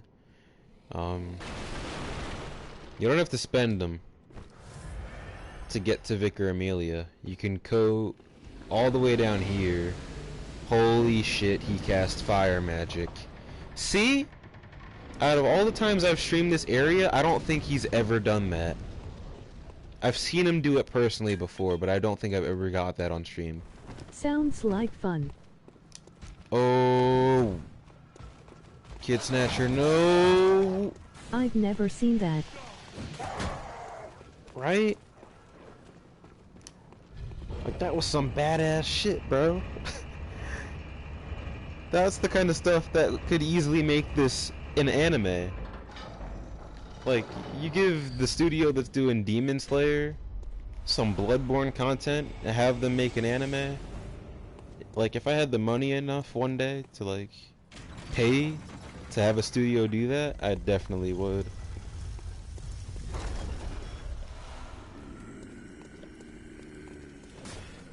God damn.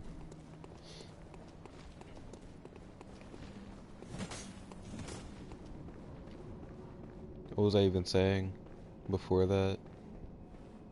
Yeah, like, I've never caught that guy doing that move on stream. But yeah, that's a way you can go so you don't have to pay 10,000 to get to Vicar Amelia by opening the main gate. It's just, it's a little risky going that way because you gotta deal with the Kid Snatcher and a bunch of enemies that could easily trap you. And that's not stuff a lot of people want to deal with. Oh, and you might die if you don't know the jump puzzle, so that's another one.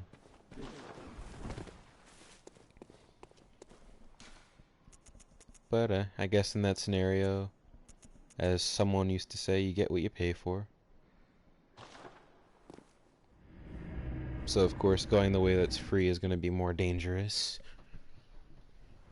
But now we're going to go fuck up Vicar Amelia.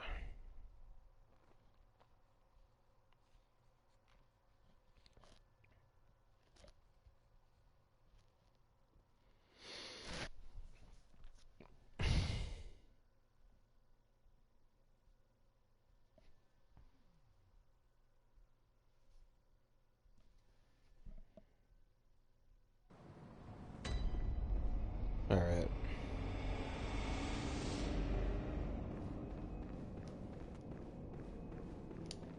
think we're gonna kill her.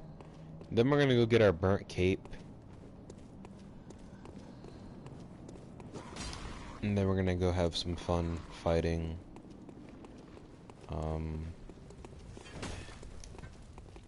What do you think, Bones? Should I go for the Witches of Hemwick Charnel Lane first, or should I go straight to the Shadows in the forest?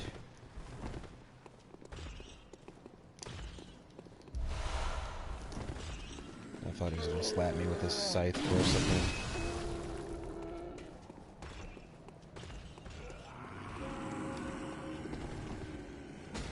Shadows. Shadows it is.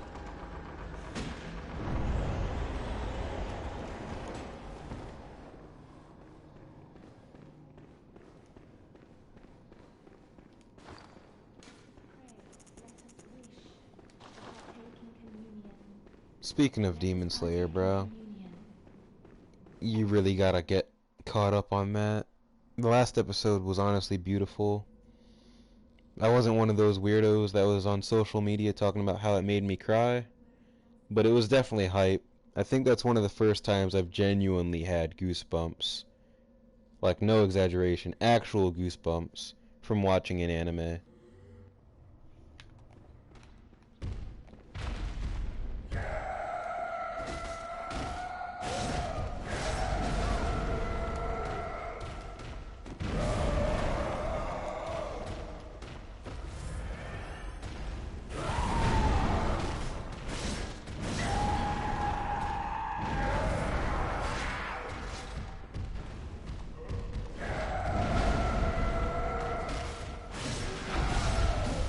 If it wasn't the first time, then it was definitely a rare time.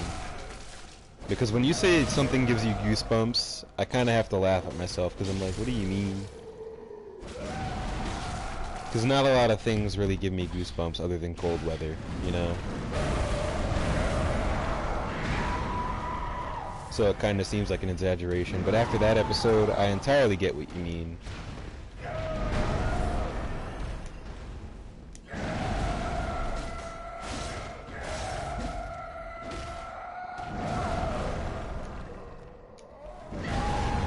Yeah, I was expecting that to hit me.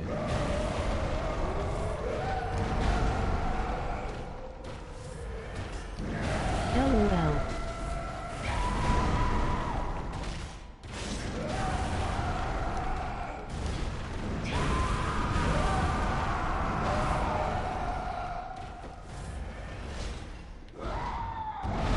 Okay, whatever, fucking monkey.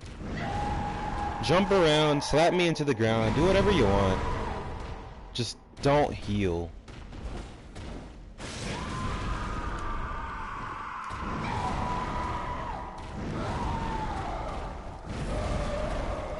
Howling like a goddamn baboon.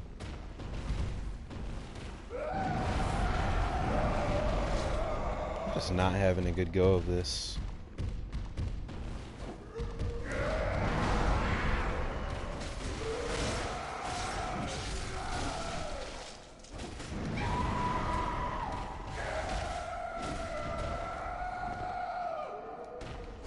No, but honestly, like...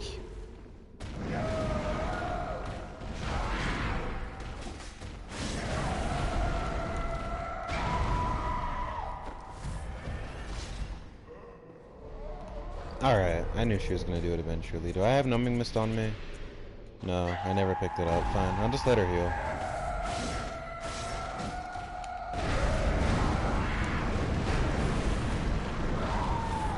I can take it. I don't mind fighting Victor Amelia.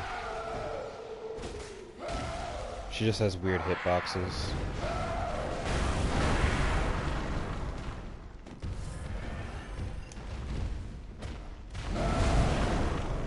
I've never been hit by that attack before.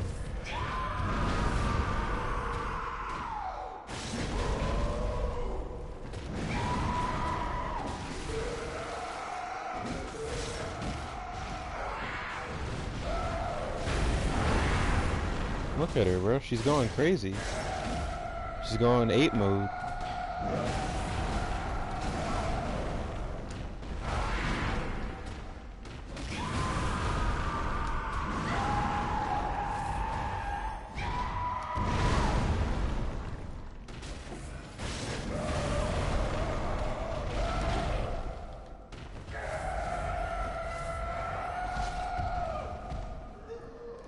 Again, Hoer? Alright. Whatever. She barely healed from that.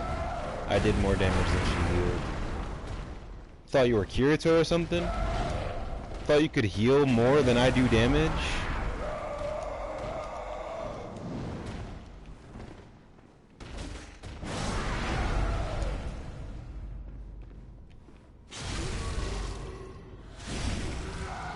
Okay, ho.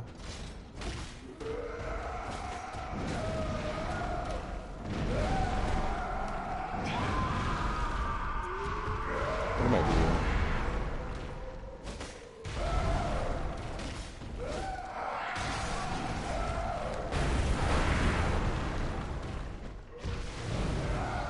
Get fucked. Oh man. You thought I was gonna die, didn't you? Who the hell do you think I am?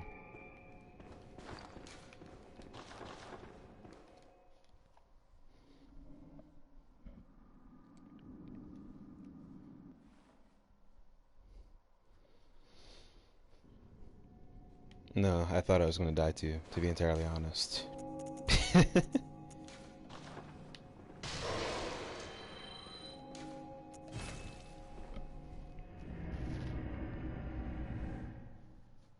But I beat her. So that's all that matters. It took all of my stuff, but I did beat her.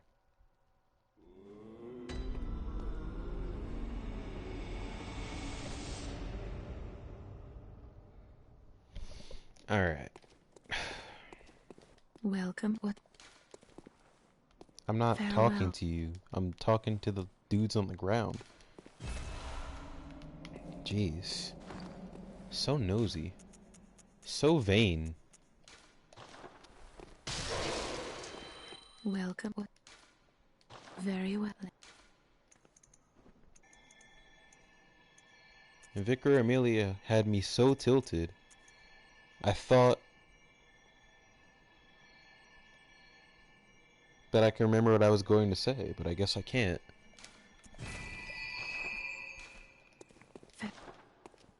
Here, have this Welcome. fucking hairbrush too while What? you're at it. Sheesh.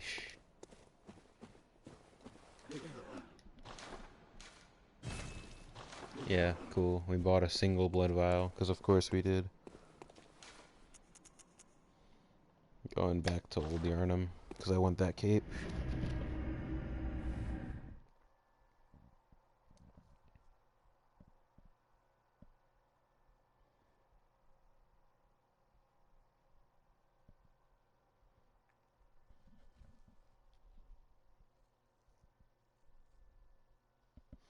I guess after I go to Amsterdam, the only place I'll have left that I really want to go to is Japan. Not just because I'm a weeb.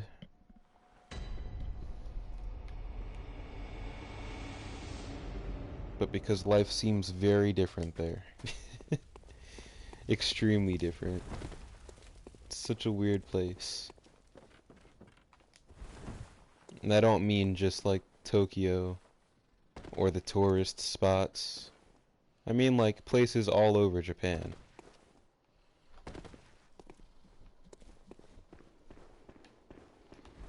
Like actually travel around there. Explore the place. I'll have to save that till I'm older and I can pay for it myself, most likely.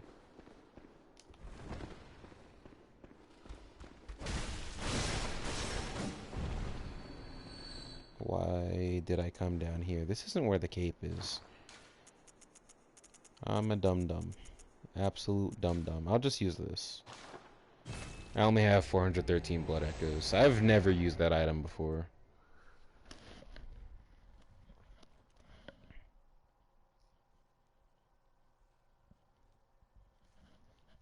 I've used the bold hunter's mark, but I've never used like the straight up hunter's mark that takes your blood echoes. It's sad.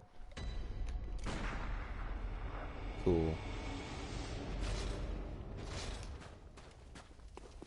Oh, yeah. Statue's still floating up there. That's cool. I don't think I've been in this area while it's nighttime either. It doesn't look all that different. Why am I randomly using items? Like, I'm literally going through my menu. Come on.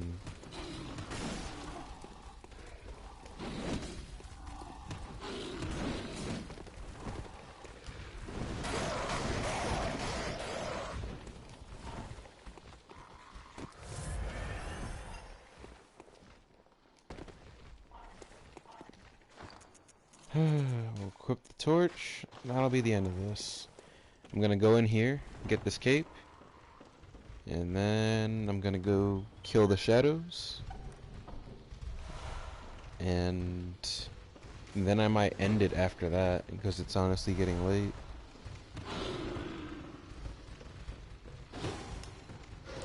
Why'd that guy look like he had my blood echoes?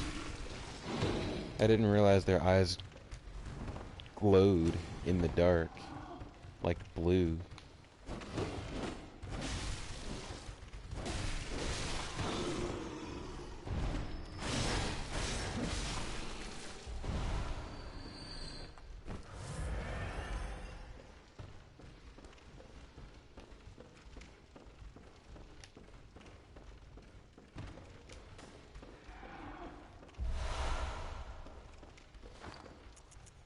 Well, I guess for the sake of talking about things so that people aren't just listening to nothing but Bloodborne ASMR,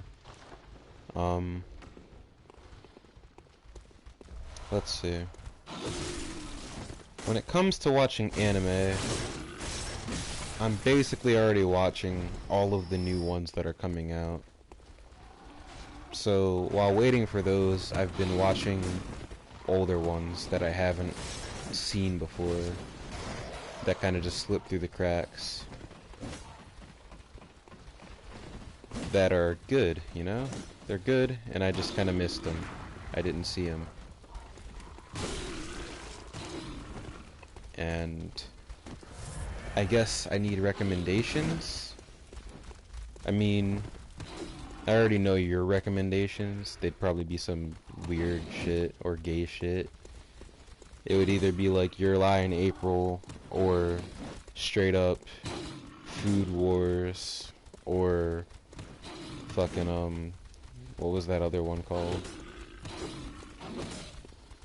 No, I don't think you would ever want me to watch Yuri on Ice, actually. That was someone else. Girls are weird, that's all I have to say about that.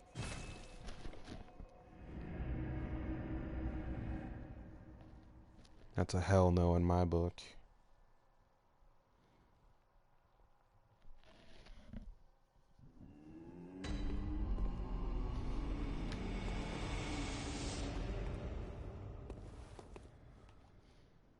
But while I was looking for animes to watch that I just kind of missed, there was that one. I don't remember if it was about a year ago, but it came out a little while ago. Violet Evergarden, the Netflix original one, that I thought was weird. It's not weird at all. It's actually pretty good. And it was very sad. I will have to admit, for the first time in a while, there was one of the episodes, and this is not an understatement at all. Almost the entire thing is kind of sad, but this particular episode near the end legit made me cry, which is very rare for an anime, because usually you already know what they're trying to do that's gonna make you want to cry, and it's just like, fuck you. I saw that coming. Now I'm sad, but I'm not crying. I'm just upset with the anime. But I think it was like the third to last episode of Violet Evergarden was genuinely sad. There were a couple of episodes that were sad. Like, anyone who watches that series and doesn't tear up a little bit, that's not a human being. I didn't get to finish it. Violet Evergarden? You didn't get to finish that? You should definitely finish it. I don't think they ever need to do a season 2 for that, But but I if thought it was pretty good. yeah, like I enjoyed it a lot. The art was really pretty, the animation was really pretty. The opening was really pretty, even though the music wasn't that hype like I'm usually used to. Anime like that once in a while are Watch Your Lie in April, punk. very good. I don't want to watch Your Lie in April.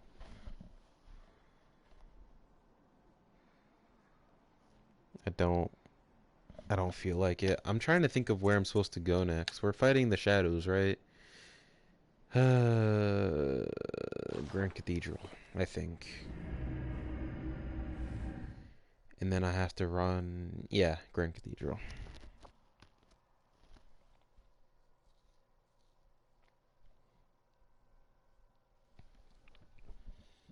No, no. No. I'll watch Your Lie in April when there's literally nothing else to watch. Kind of like how there's no other games to play right now. Which won't be anytime soon. We've been getting good animes back to back since like 2016. For real.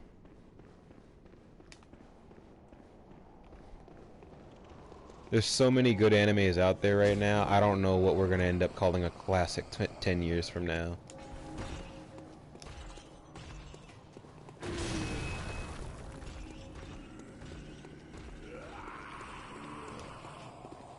I could easily call Violet Evergarden a classic.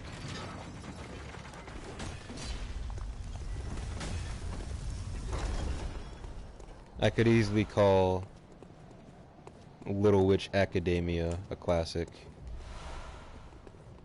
Or Vinland Saga a classic, even though it's only like 5 episodes in. I can tell that's gonna be a classic 10 years from now.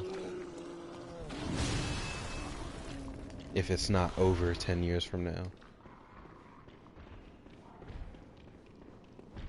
Or Fire Force, that might be like the new recommendation instead of Soul Eater, you know? You want to get people into anime? This is the new anime weed.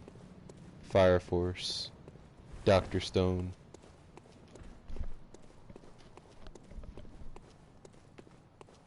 That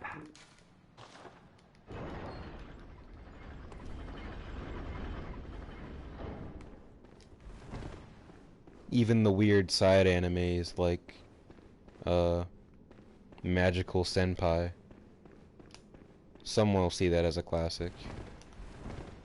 Even though there's just a bunch of 10-minute short episodes.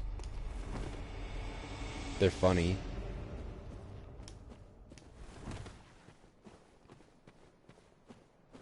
Konosuba's a classic. I didn't need to wait 10 years for that though. I knew that since I finished watching season 1.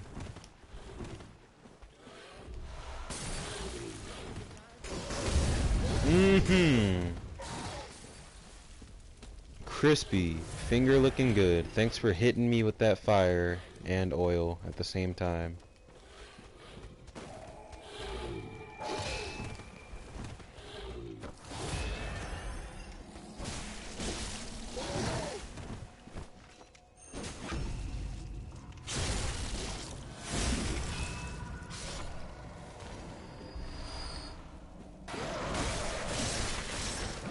What I just did to that werewolf looking dude reminded me of another reason as to why this game should become an anime. The old hunter bone item and Ludwig's sword. That is straight up a Bleach reference. Like, you use the old hunter's bone and you're like shifting around, turning into dust. That shit looks cool. And then you're using Ludwig's sword, great sword thing. So it's like this giant... I'm gonna go grab that actually. I don't think I can get that yet, can I? It's not for a while.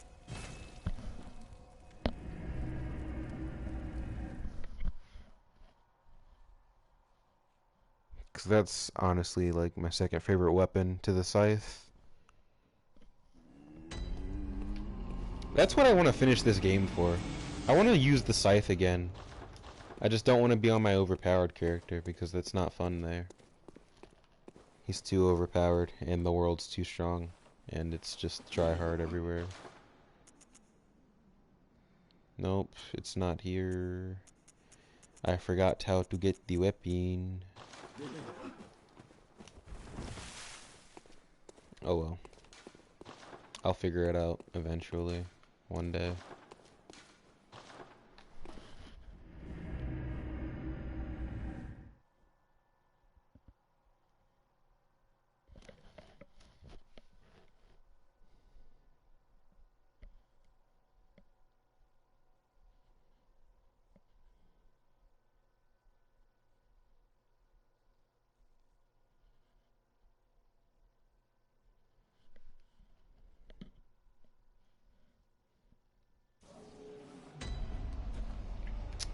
Alright, we're here. Someone in the comments 10 years from now is gonna be like, JoJo's classic, that came in around that time. I'm gonna be like, yeah, you know what? You're not entirely wrong.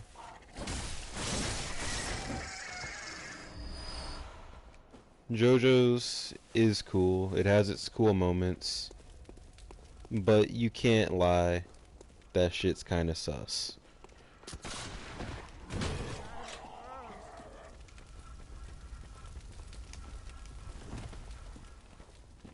I do appreciate it though, especially for the memes that it spawns.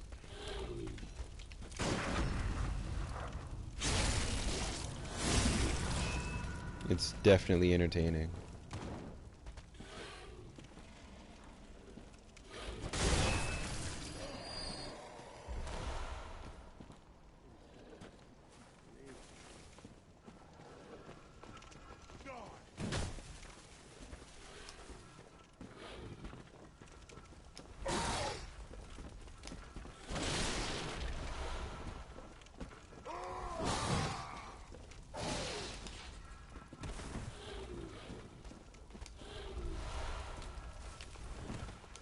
I'm just gonna avoid these guys for a moment so I can have some breathing room to talk without having to hear that nonsense behind me. Okay. One Punch Man, as cool as that is, I don't see that ever being called a classic. Like, it's awesome, it was very mainstream, it's very well known.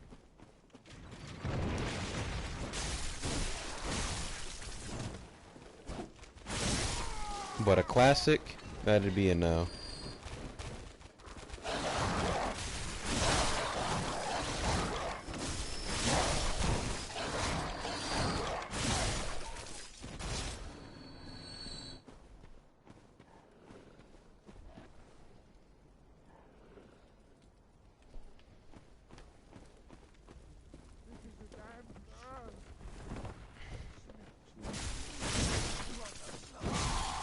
Oh, you're such a bastard.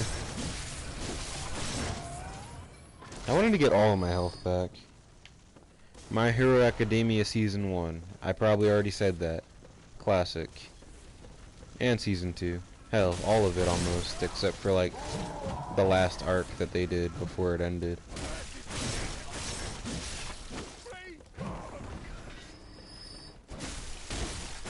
Because the only thing good about that last arc they did before it ended was round 2 or round 3? I think it was round 2 of Deku versus Bakugo.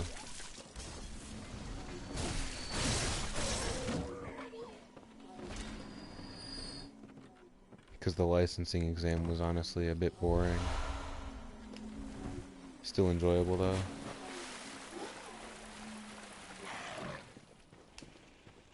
Sword Art Online, definitely a classic. If someone says that's not a classic, they gotta be high. Or they're just one of those dudes that likes to hate on SAO. Because they think they're cool for it. Like a freaking anime hipster. I can't wait for the new season. The new season of what, bro? the My Hero Academia Season 4 or the Sword Art Online Season 4. Probably talking about the... What am I My talking Hero about? Academia. Yeah. Right, because the last season of SAO didn't even end. They're doing what Attack on Titan did, and they're making it like a two-parter. I'm a dum-dum.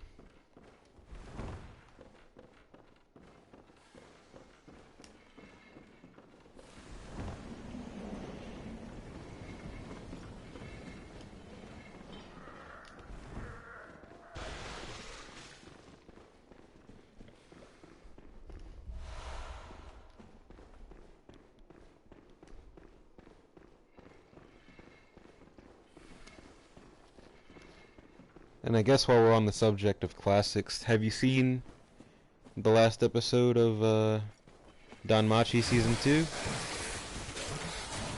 You see how much the Hestia knife cost yet?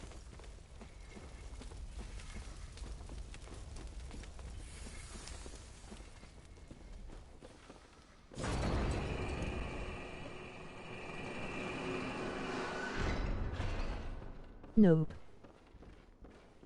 Didn't think so. Once that's done, it should also be a classic. I'm enjoying it, but it's kind of sad because I don't know how many episodes it's gonna get. But I know there probably won't be a season 3 ever, which sucks.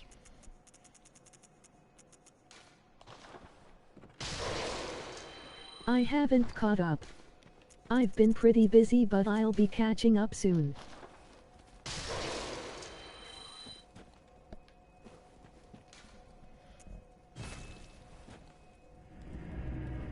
Yeah, my perspective on animes is kind of skewed. Ever since classes ended, I don't really have much of a life in the summertime. So I've just been binging anime more than I already was. So of course I get caught up on everything the second it comes out, and then I end up watching whatever the hell else I feel like watching. I feel you.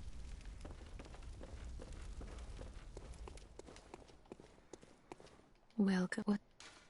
Very well.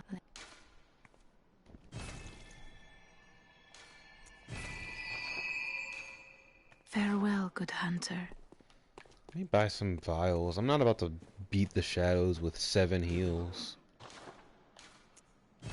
There we go. Maybe we'll beat him with 11. No pun intended for that. It just happened to happen.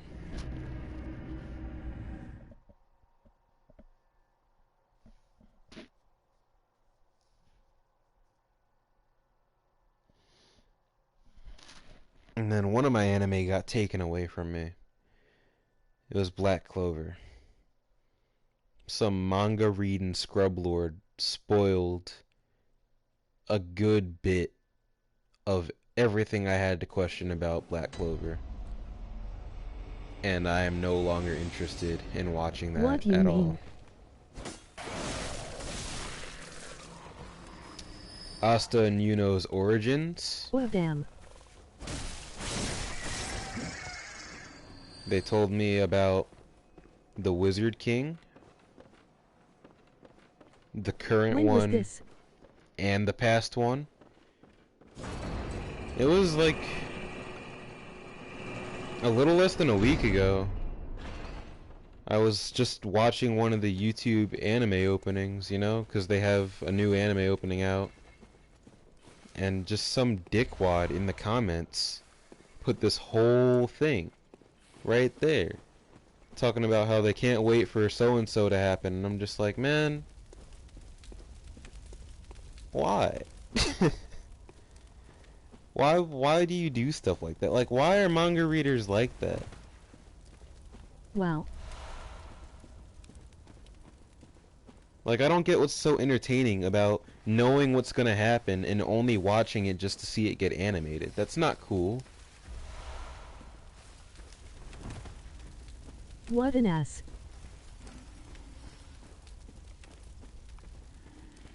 Exactly. Like, I can't go into detail about what he spoiled because I don't want to ruin it for anyone that's happening to watch the stream later on, or for you. But that was just such a dick move, and I don't care anymore. That's why I stay away from reading manga.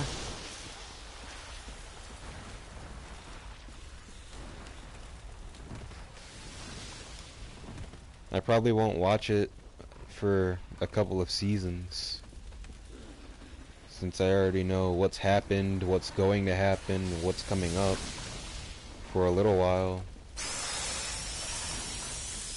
I told Troj he's gonna have to enjoy that series for me. That's messed up.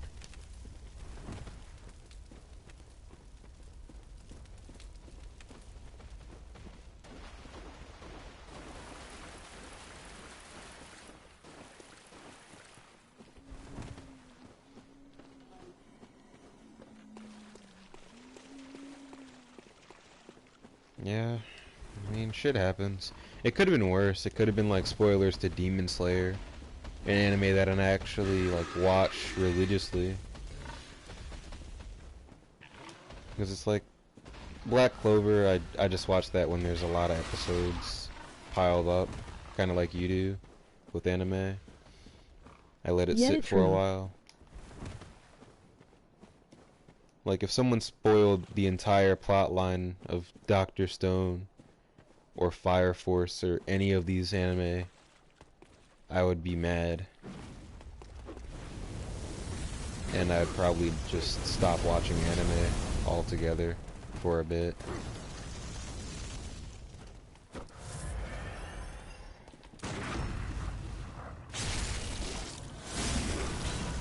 Why are there so many health bars? There shouldn't be 3 health bars there. They should do like what You YouTube just gonna comments have to do. whoop them. Yeah, I'm just gonna have to whoop them, bro.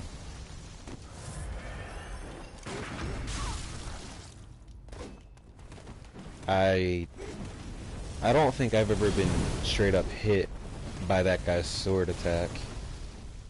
So that hurt a lot. And I wasn't really expecting all that.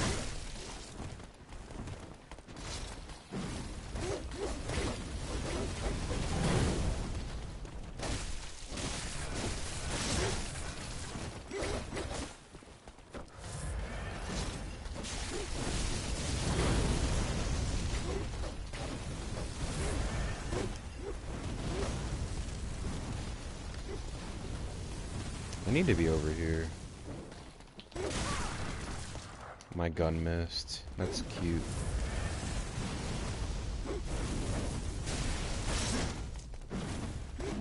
This is literally an anime boss fight right here. You can't tell me otherwise. Like, I would pay an obscene amount if I had the money to have this turned into an actual anime. Can you imagine this getting animated?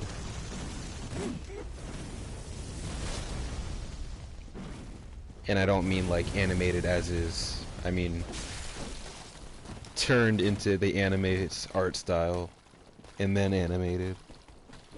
Shit would be cool.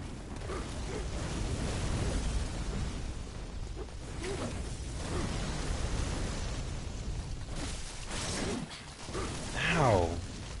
Come on, man. I only got 3 heals. I'm playing Dark Souls here.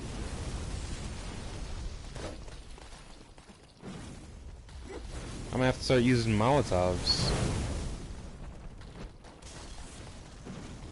I like how he dodged as if that was gonna hit him. It was nowhere near him. I'll just have to take my time, I guess.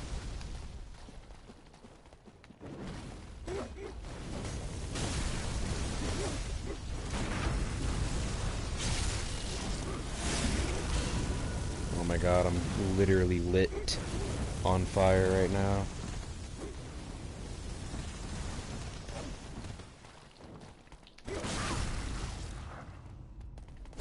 Oh, you're such a bastard.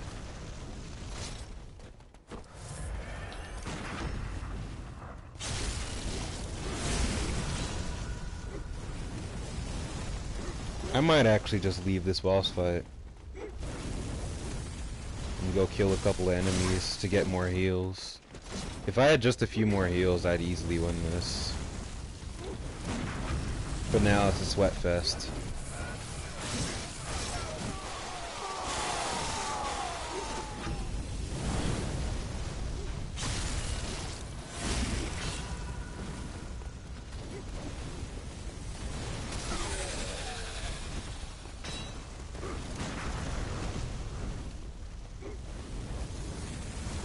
That guy's not gonna swing at me. Oh yeah, I forgot he does that. I'm just gonna have to kill him.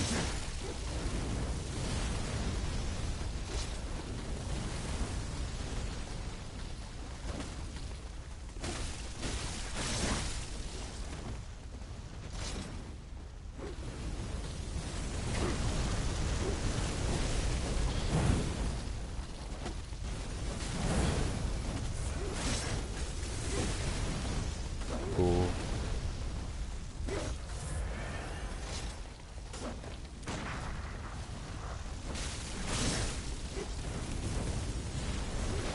That's hot.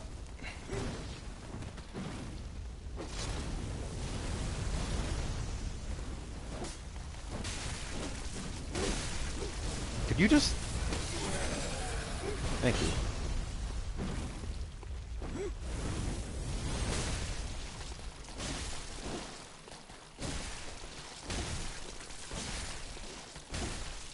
I don't know... Wow, I've never seen him swing that weapon.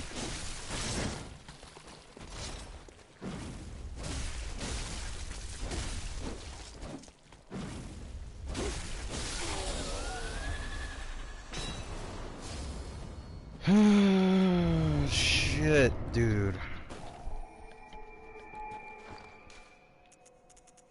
That was almost a wipe.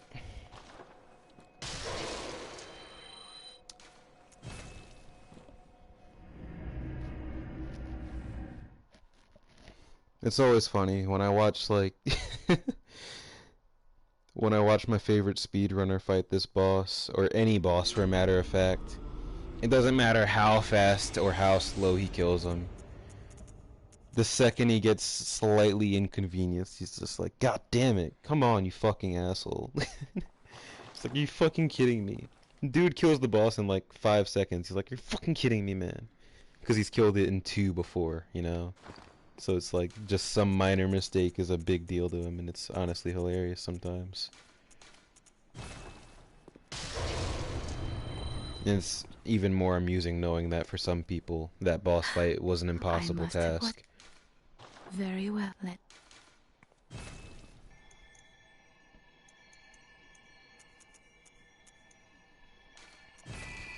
It doesn't help that I'm leveling up skill on a weapon that's mainly strength-based. Barely strength-based, but more strength-based than it is skill-based, so...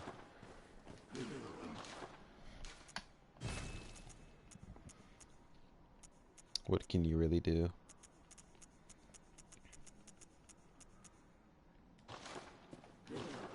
I don't remember what I need to have in my inventory in order to use Ludwig's Holy Greatsword or whatever the hell. The giant one. But I don't want to use the Kirkhammer. I specifically want to use that sword because it just has a better moveset.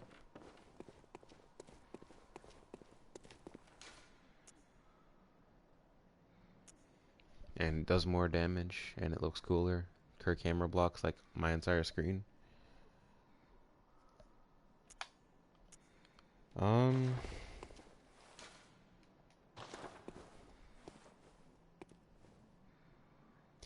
I think for the sake of levels, right?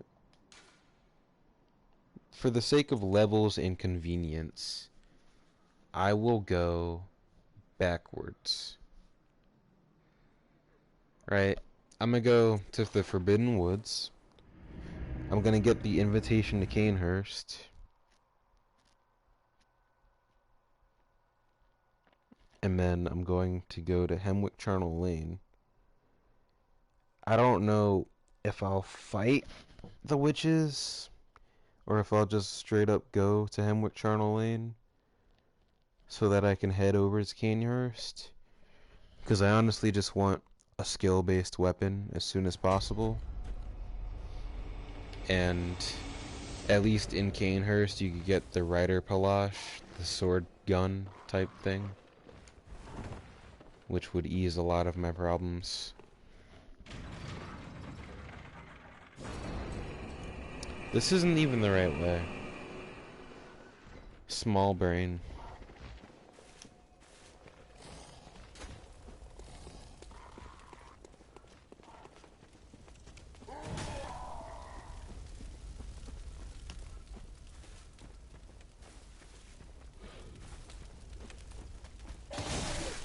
Fuck? That's why you fell down, you dumbass. Dude lunged at me.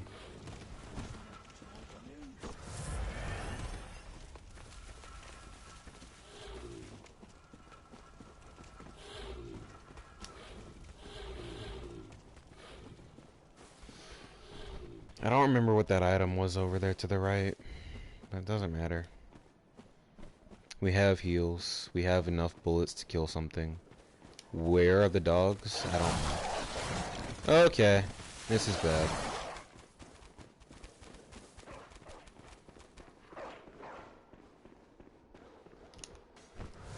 Yeah, I didn't realize that those dogs could get out of their cage and just start roaming around the map.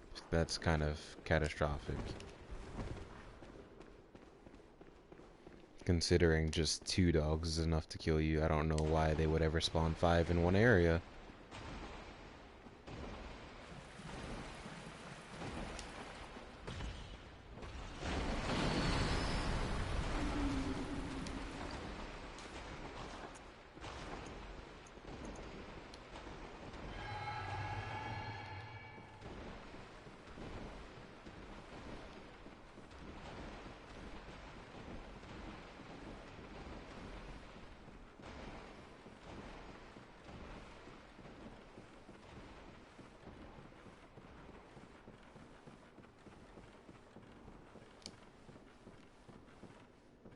I could talk about anime for days, I guess. But I kind of want to talk about something else. Any ideas what we should talk about, Bones? Should we just keep talking about anime? I don't mind, but if anyone comes from the future deciding to watch this stream, that's just been left on my channel for whatever reason. And all I've talked about was anime and games. Damn it, you're just gonna have to deal with it. Because that's what we do here. I play games and watch anime. Other than that, it's just straight up school. And I don't think anyone wants to talk about planes on a gaming video. Unless it's Ace Combat.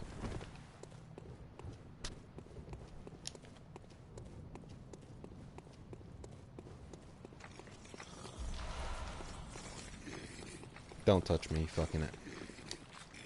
Alright. No. Alright. I do enjoy this game a lot, but if there's anything that actually disturbs me in the entire thing, it's those guys.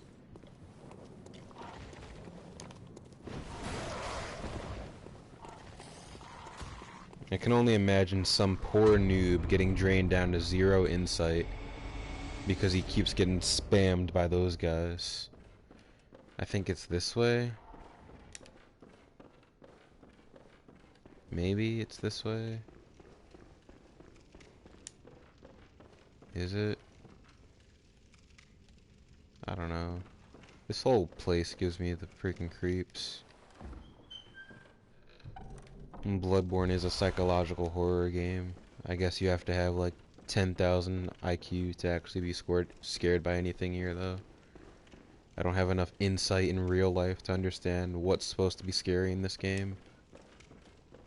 You're killing werewolves and fighting beasts, so I guess it's kind of unsettling that you're like staring at alien corpses in the middle of a clinic, and it's quiet as hell in this area, so it's kind of just creepy. Look at this dude, like, Dude's head looks like the top of a fleshlight, bro.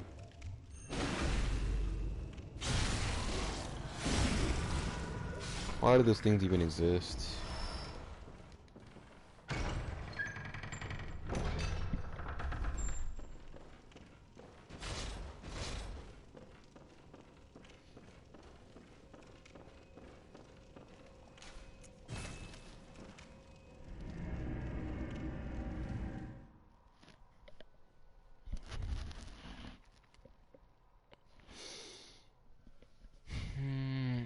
Mosquito bite.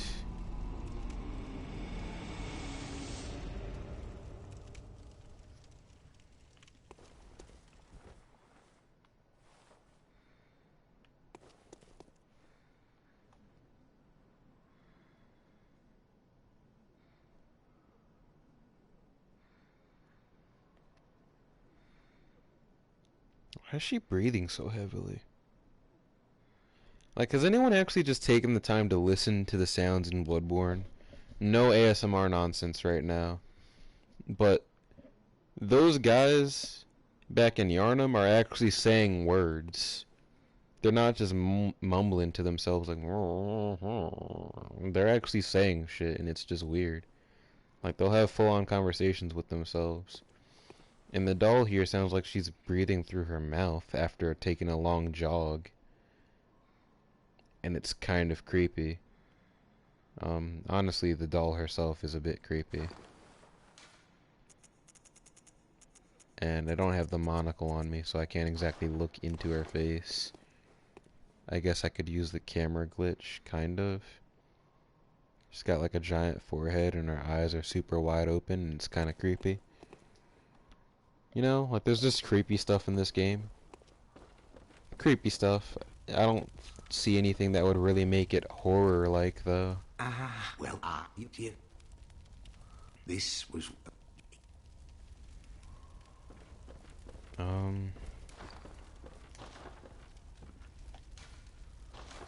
Let's see. We don't have that much stuff.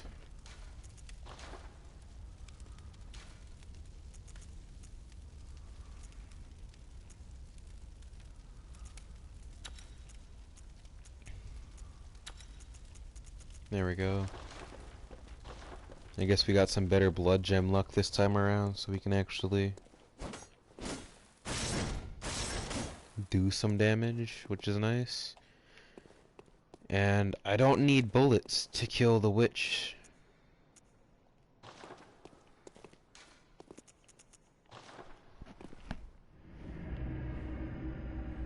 So we're gonna have a go at it.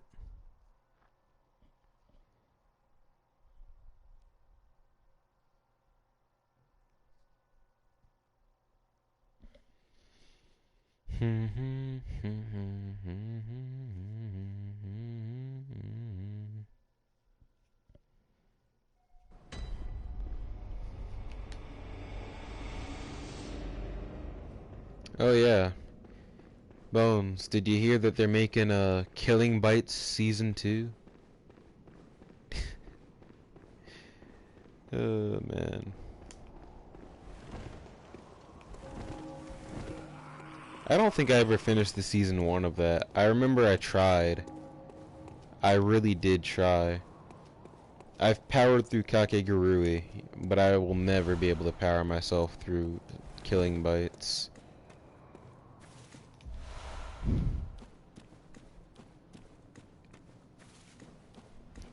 Because Killing Bites was just kind of random. Really the Deval anime. Right? Like, you got No Game No Life still on the back burner. Never. It's in like Season 2 purgatory, right? That's never happening. You might as well kiss your life goodbye. Persona 7's gonna come out before that ever does.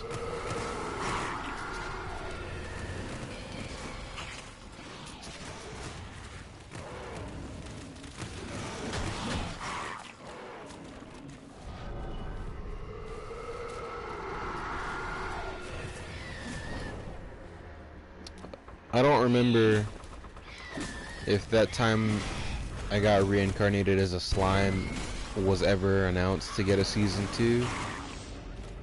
But I really hope it does. Because that was another nice one to watch.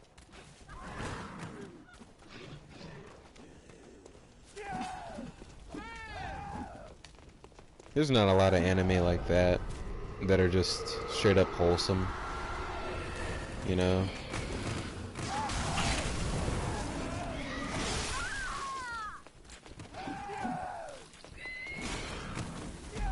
That's unfortunate. Nothing you can really do there. They're not even joking this time about making the whole dog a hitbox this time. Like, that whole dog was literally covered in spikes.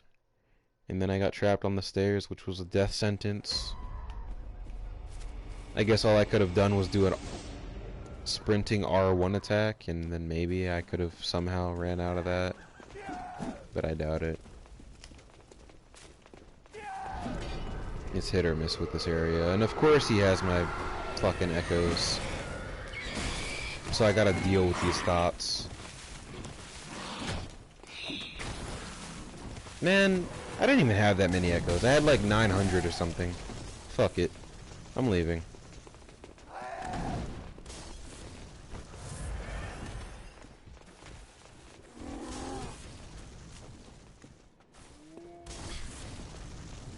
Alright, you're gonna die now. Alright, whatever. You fell, and I'm not chasing you.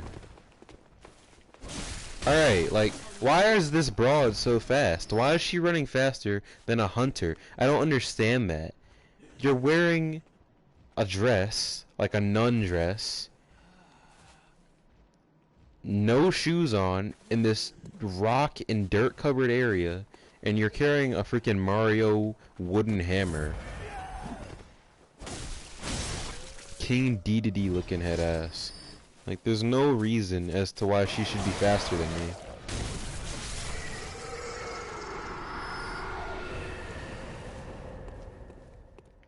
And then you got these things spawning all over the place.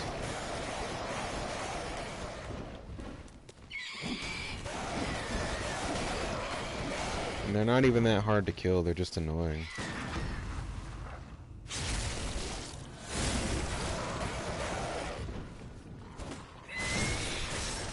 And I guess they would be scary if you weren't already pissed off somehow.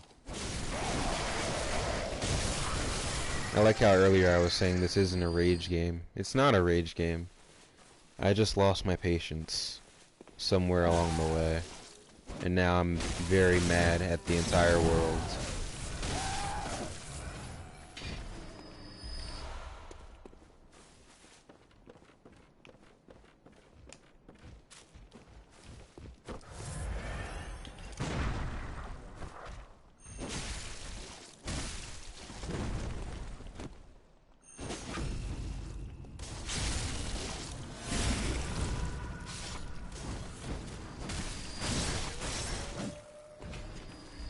But yeah, it's just funny to me how, like, anime like Killing Bites and Kakegurui, animes that don't really need second seasons, they get them.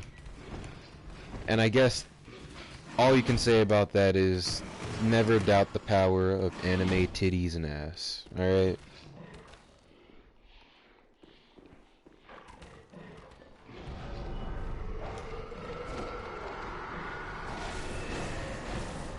And I guess when it comes to Killing Bites, you have the power of anime furries on top of that, so there you go.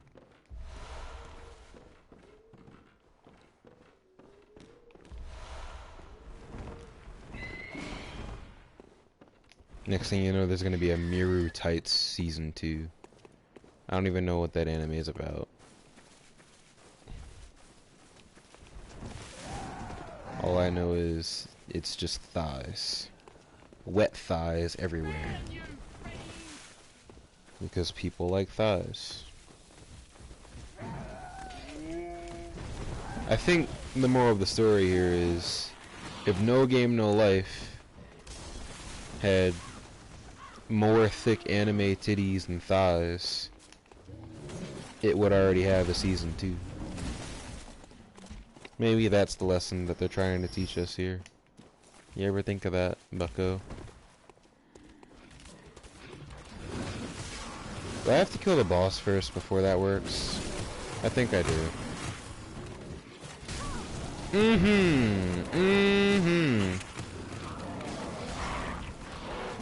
Very cool, Kanye. Thank you. Very cool.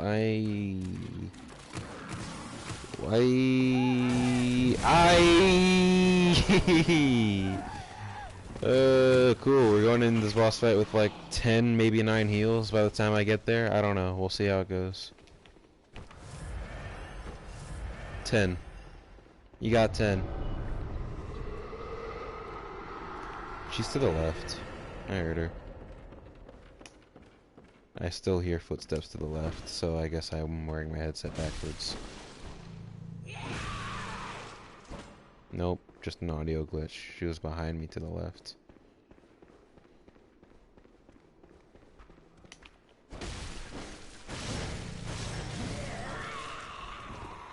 No, no, no. No. Yeah. I hate those enemies. Because they run. They do run. If you get close enough to them, they will run at you. They'll chase you sometimes, if you let them. Oh, you're still here?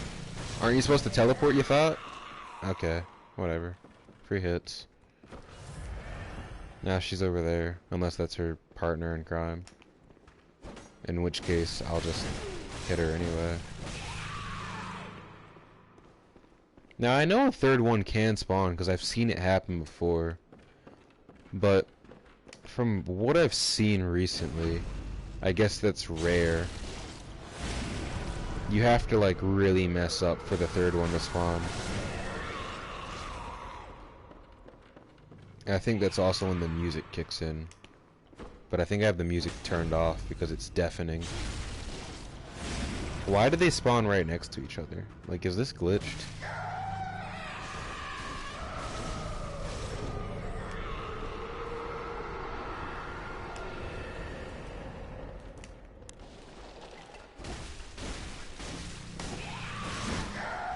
Fight's over. Sometimes it goes really well, like that. Which is very kind of the game.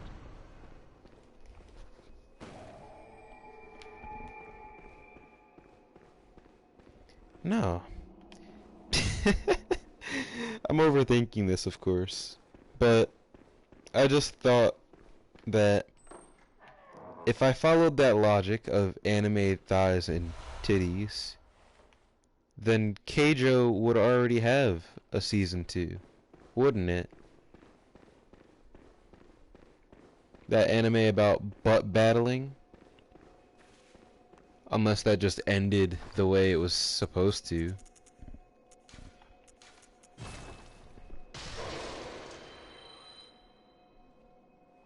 And maybe Dragon Maid would also. I think that's getting a season 2. I can't imagine it not getting a season 2. That was almost, if not more popular than Blend S. I don't know if Blend S is getting a season 2 either. I don't really care about those ones. I don't remember anything about Blend S really. Maybe I should watch it. Maybe that'll be my next one to watch.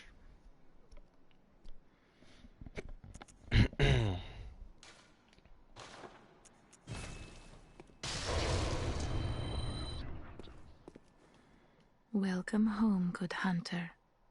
What is it? Very well.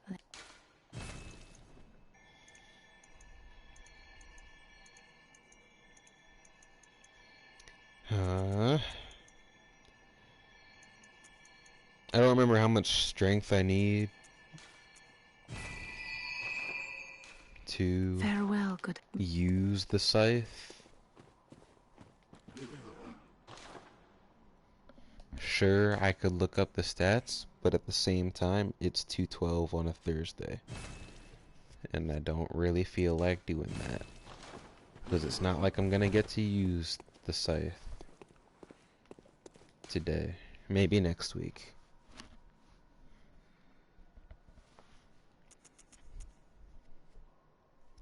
Alright, so I killed the witches of Hemwick. Right. the whole point of doing that was to go to Canehurst. That was the part that we came here to go to. Right?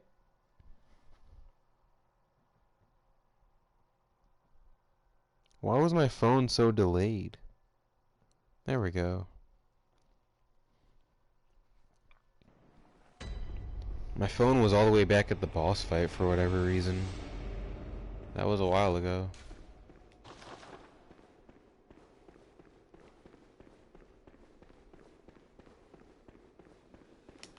I'm getting my revenge. I don't care how many times I get hit. You're all gonna die now.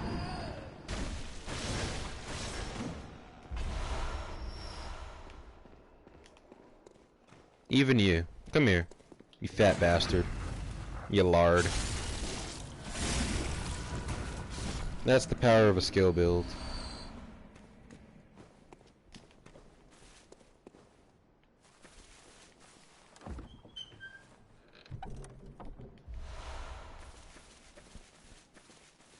As long as I have bullets, I can one-shot all these guys now.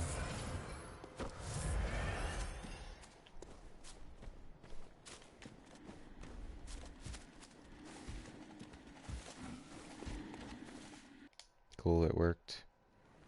Now I just have to worry about not dying. Cool. Cool.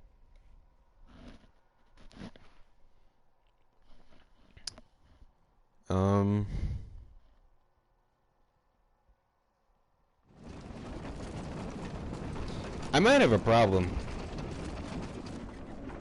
I don't remember where the Reiter Pallasch is.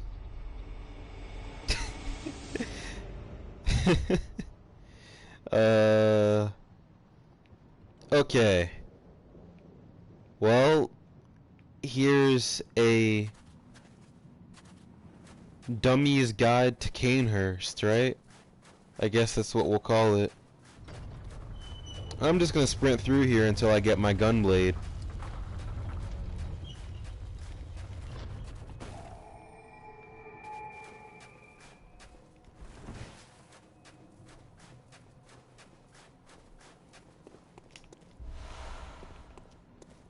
I think it's in a chest somewhere. There's a lot of items in chests somewhere in Canehurst, so that's not very helpful. Please open the goddamn door. This is gonna be nightmare fuel. All these crying women. Just don't go crazy. It wasn't me. I didn't kill anyone.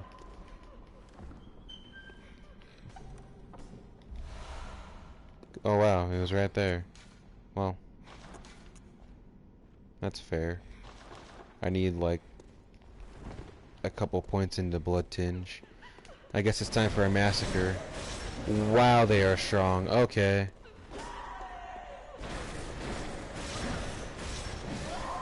I guess I just can't get hit. How much do they give me? 490. Okay, we'll do it.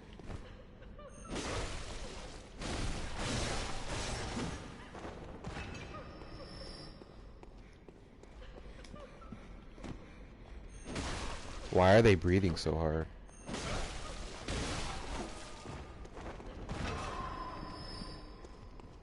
This place just creeps me out.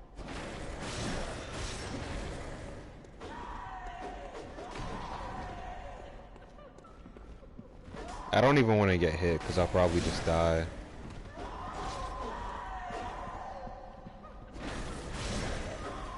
Because this is like one of those areas you're not supposed to go to after you're like halfway through the game or so.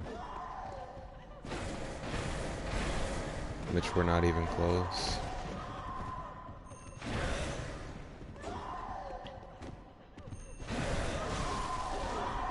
I don't know, they don't do that much damage.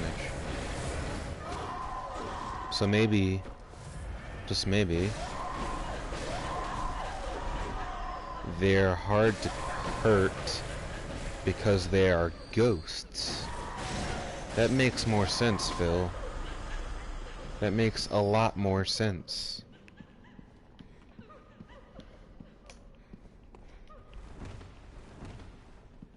Isn't there something over here? Don't kill me.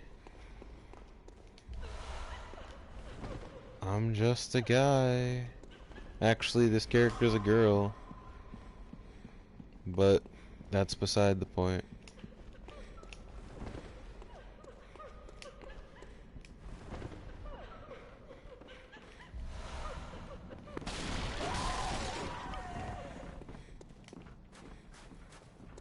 I don't like that I can hear them breathing like that. That's creepy.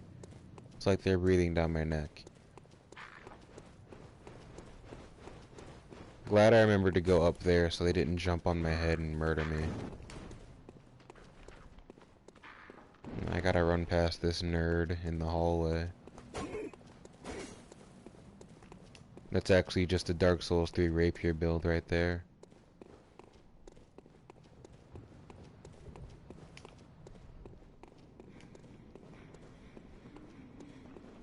Alright, and this is the way out.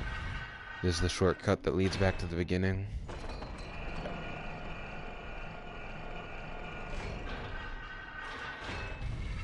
Very cool. Okay. And now there's all these blood-licking monsters around, so we can just kill them. And put points into Blood Tinge to use our weapon.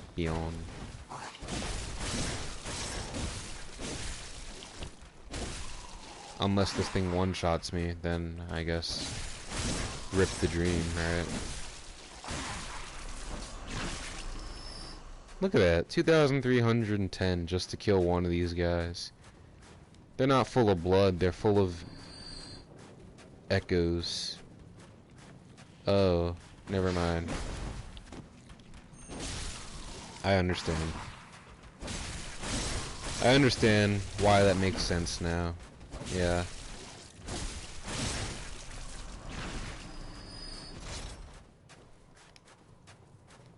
Of course, the enemies with more blood would have more blood echoes.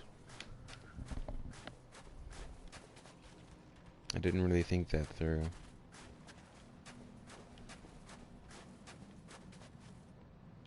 I don't know what items are over there. I don't think I've ever picked up all the items over there. Because there's obviously just way too many of those guys in one spot. Yeah. Yeah. Yep.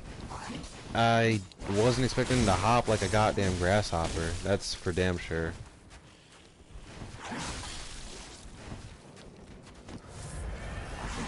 Maybe I should stop dodging and just hit him. I didn't really dodge too much when the other guy was attacking me.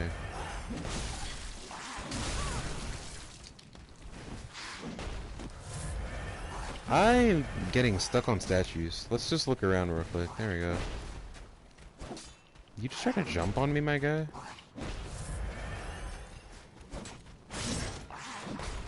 Alright. I'm gonna need to chill with all that. This guy's behaving like a Wendigo from Until Dawn. It's kinda creepy.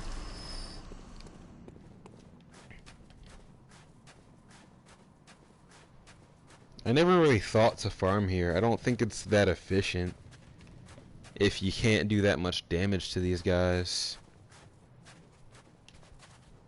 I guess at this level it's not really efficient to go fighting these guys just for souls. But maybe if you were at a little bit of a higher level, or you just do more damage naturally, you know, do a better, more efficient build.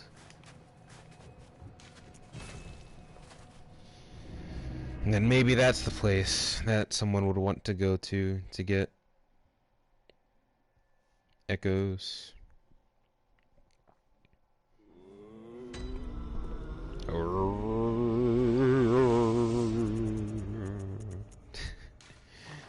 This game. Well, very well. I only have 2 levels. Of course I do. Okay. I need 8,114, I believe. Just so that I can use the Ratterpalash.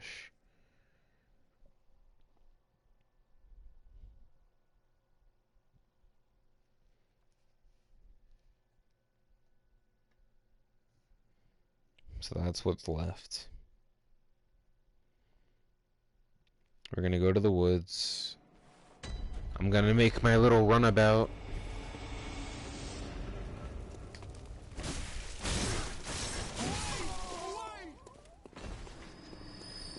Because these guys give a fair amount of echoes too.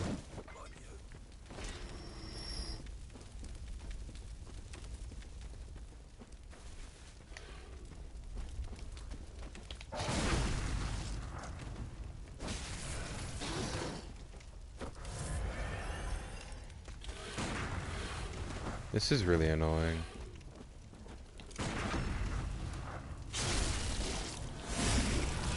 There you go.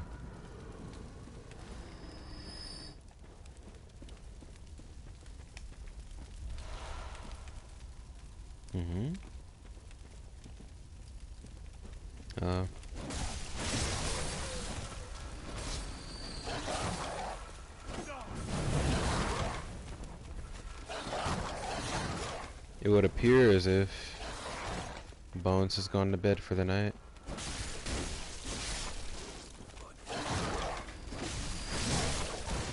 I don't think that's the case though. I think maybe my phone might be glitching.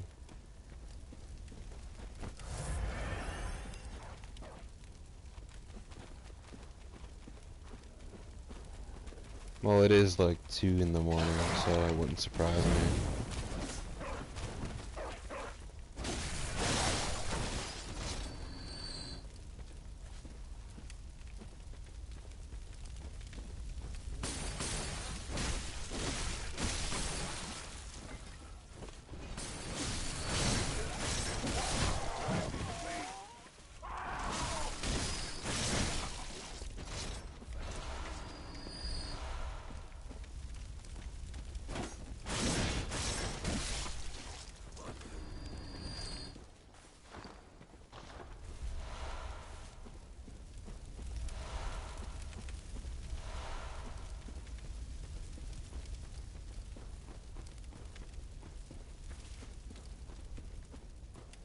Is there a mosquito in my room, bro?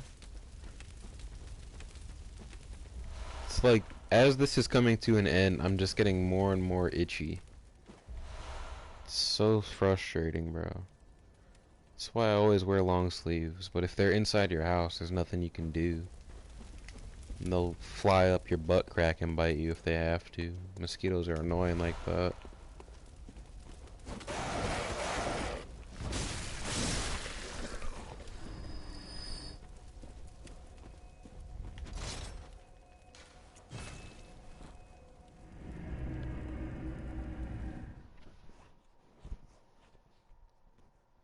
I guess here's one last question for you guys. Maybe a series of questions. Do you prefer the heat or the cold? And explain why for both. And then what seasons are your favorites? Or just season, rather. Well, what? For me, I'd have to say fall and winter are my favorites. Or maybe it would be fall and spring. Nah, it would have to be fall and winter. Because in fall, it's cold, but it's not too cold. It's like comfy cold. And then there's like less and less bugs. And there's less and less leaves on the trees, which is just better scenery in my opinion. Farewell, good hunter. And then winter's gotta be my absolute favorite, because then it's chilling cold and you can wear as many clothes as you want. My mic fell out again. I was saying that when it's winter you can wear as many clothes as you want outside and you're not really overheated that often. And then when you're inside, it's all cozy because the heat's on. If you have heat. I'm sorry if you don't have heat and you can't relate.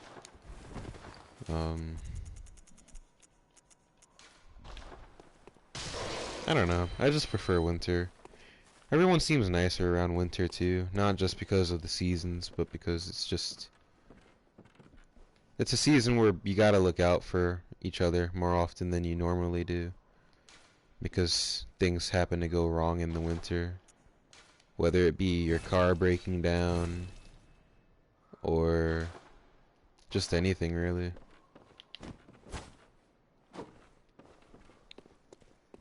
Winter and fall are definitely the best though. And on top of those things, you get the holidays. The good holidays, you know. Like Thanksgiving, and Christmas, and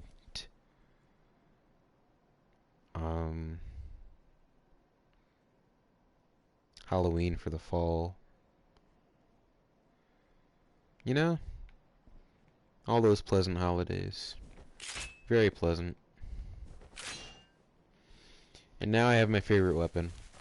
And while it doesn't do a lot of damage, well, not my favorite weapon, but one of my favorite weapons. While it doesn't do a lot of damage, it comes in handy. Because you could do combo attacks that are pretty good. Like if I had to fight a player, I would definitely want to use the Rider Palash. I think I've killed a fair amount of players with this. Because you get these thrust attacks, right? And so if you hit someone while they're swinging, I don't remember if it works like Dark Souls and you do like insane counter damage. But with the right gems and the right techniques, this thing's a beast. And then the combos are also extremely helpful. Like you could do an R2 attack to open. You could do that if you need to shoot someone. And then once you're in this mode, you got a bunch of forward slash attacks that just clears anything in front of you. And so it doesn't do a lot of damage, but you get a lot of swings in very quickly. And then if they go to back up, you could just bong like that. This is definitely one of the most handy weapons in the game. Definitely one of the most underrated weapons in the game. It probably would have annoyed me if I had to fight against it more often. Because it's very easy to spam. You know, you could just...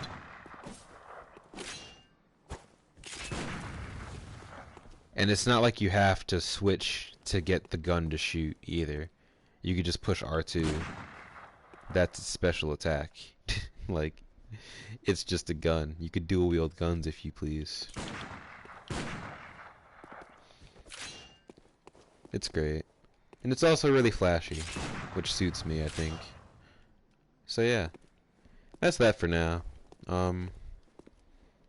This playthrough this time around wasn't nearly as bad as last time.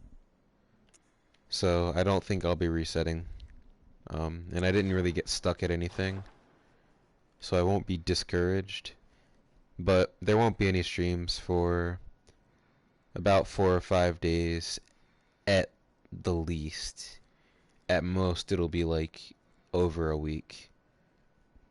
And I don't know. We'll see if I can get a capture card and start streaming on Twitch. But if I can't, I'll just be streaming here. And that'll be that. For the time being, have a good one, you guys.